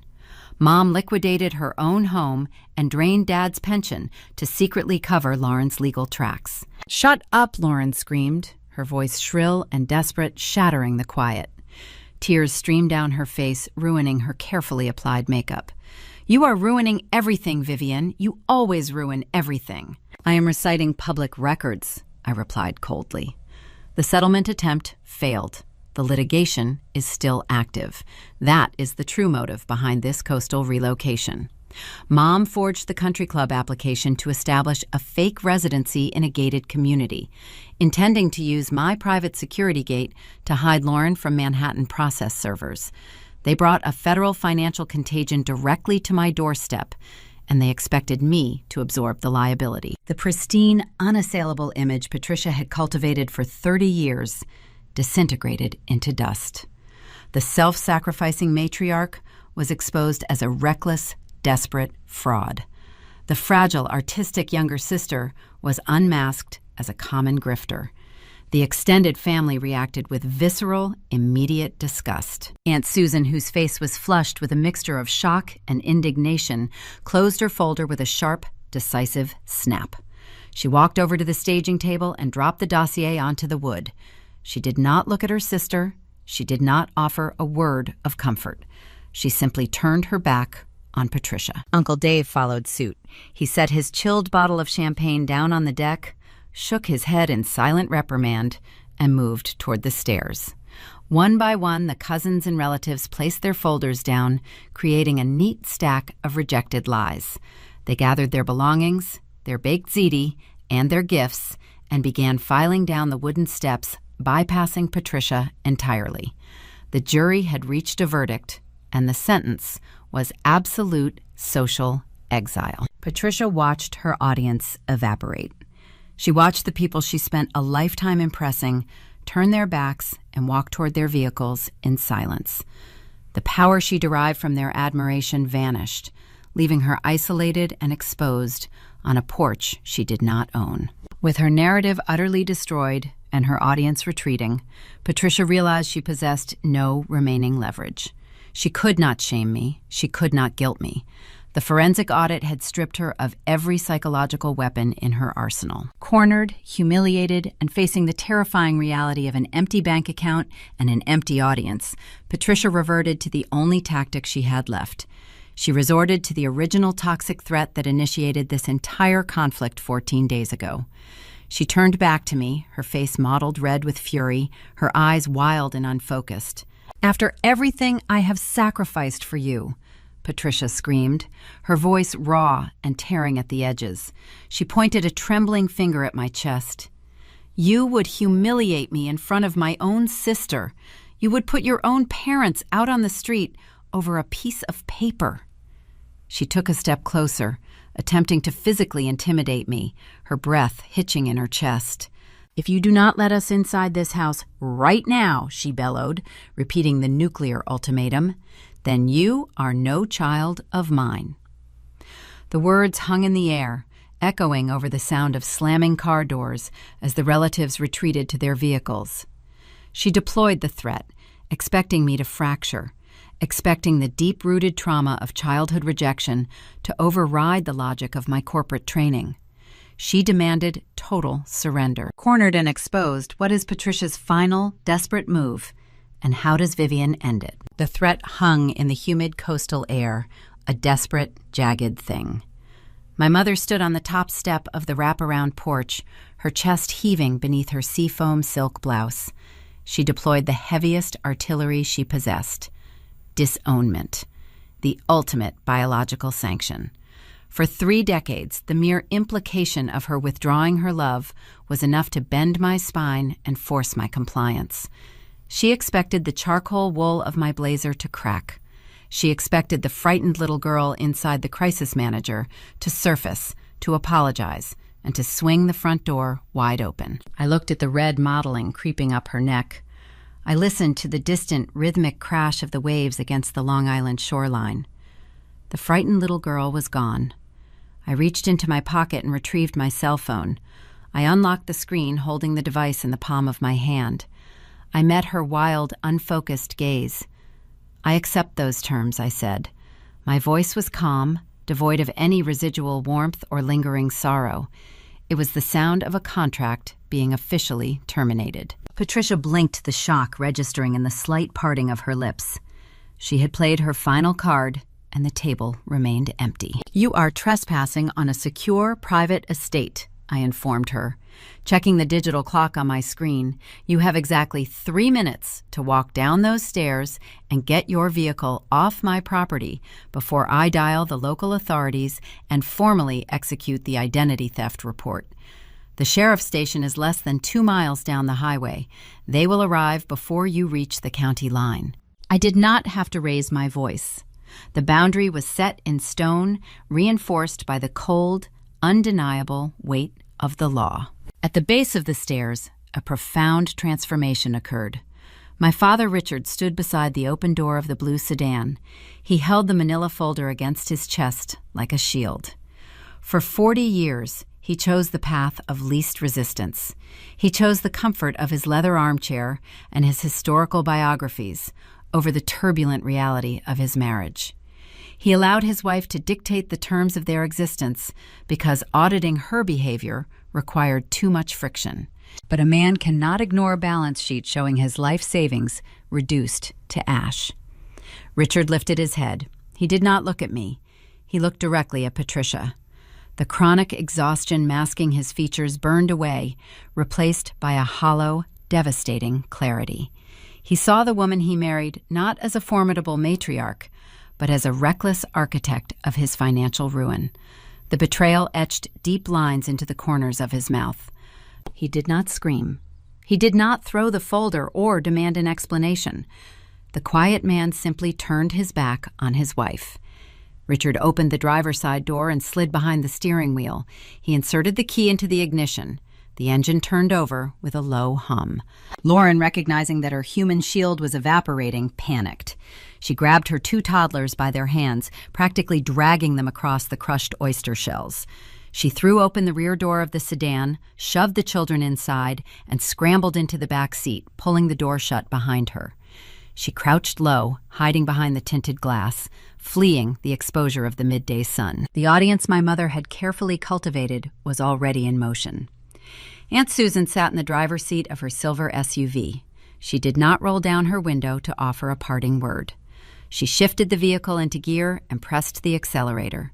The tires crunched loudly over the gravel as she steered the SUV in a wide arc, navigating around my father's idling sedan and heading straight for the open wrought iron gate. Uncle Dave followed close behind her, his dark sedan kicking up a trail of pale dust. The minivan carrying my cousins joined the exodus. It was a synchronized convoy of rejection. The relatives drove away, taking their casseroles, their champagne, and their admiration with them. They left the property in a tight, orderly line, returning to the paved county road and disappearing into the coastal landscape. Patricia stood alone on the porch stairs. She turned her head, watching the silver bumper of her sister's SUV vanish past the guardhouse. The audience was gone. The stage was empty. A loud hissing sound echoed from the public shoulder just beyond my gate. The burly driver of the commercial moving truck had watched the entire scene unfold from the high vantage point of his cab. He saw the relatives flee. He saw the undeniable fracture of the family dynamic. Recognizing a canceled contract when he saw one, he released the heavy air brakes. The massive diesel engine roared as he shifted the transmission into drive. The 26-foot white box containing the entirety of Patricia's worldly possessions merged onto the highway and rolled away, heading toward a commercial storage facility to await unpaid invoices. My mother was left standing on the wooden steps. She had no home. She had no audience. She possessed no leverage. I looked at the digital clock on my phone. "You have 60 seconds, I stated. Patricia turned her head and looked at me one final time. The facade was entirely stripped away. There was no regal matriarch, no coastal elite, no commanding mother. She was just a frightened, bankrupt woman wearing expensive linen. She did not say another word. She descended the stairs, her leather heels scraping against the cedar planks. She walked across the gravel, opened the passenger door of the idling sedan, and climbed inside. Richard did not wait for her to fasten her seatbelt. He put the car in gear and drove toward the gate. I watched the blue sedan pass the guardhouse, turn right onto the county road, and fade from view. The silence that rushed in to fill the void was profound. It was not the heavy, tense quiet of a crisis waiting to break. It was the clean, ringing stillness of a secured perimeter. I stood on the porch and took a deep breath, filling my lungs with the scent of salt and dry cedar. The air felt lighter. The physical weight of 30 years of conditioned guilt dissolved, leaving behind a sharp, clear sense of ownership. The legal and social fallout of that afternoon unspooled over the next 8 months. Real justice moves at the speed of bureaucracy, and the consequences of Patricia's arrogance arrived in steady, unrelenting waves. The identity theft report I filed served its tactical purpose. The fraud department alerted the board of directors at the North Fork Yacht and Country Club. Private elite institutions guard their rosters with ruthless exclusivity. When the board learned Patricia submitted forged legal documents to secure her application, they did not just reject her membership. They circulated her name among the network of coastal establishments. She was blacklisted from every yacht club, golf course, and private dining room on the eastern end of Long Island.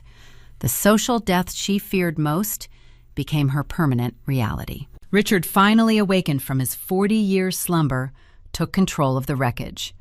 Recognizing the necessity of survival, he forced the immediate liquidation of Lauren's assets. He demanded the sale of her designer handbags, her leased vehicle, and her expensive jewelry to recoup a fraction of his stolen pension. The funds were barely enough to cover a security deposit.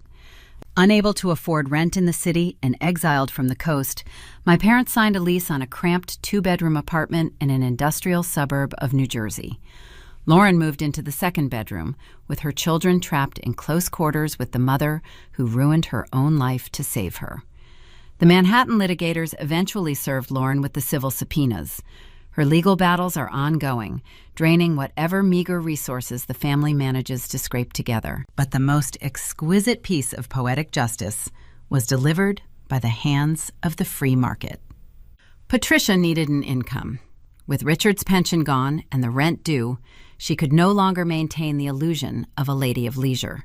She possessed no modern job skills and a massive gap in her employment history. Aunt Susan, the sister Patricia spent a lifetime trying to outshine, owns a prosperous regional insurance brokerage.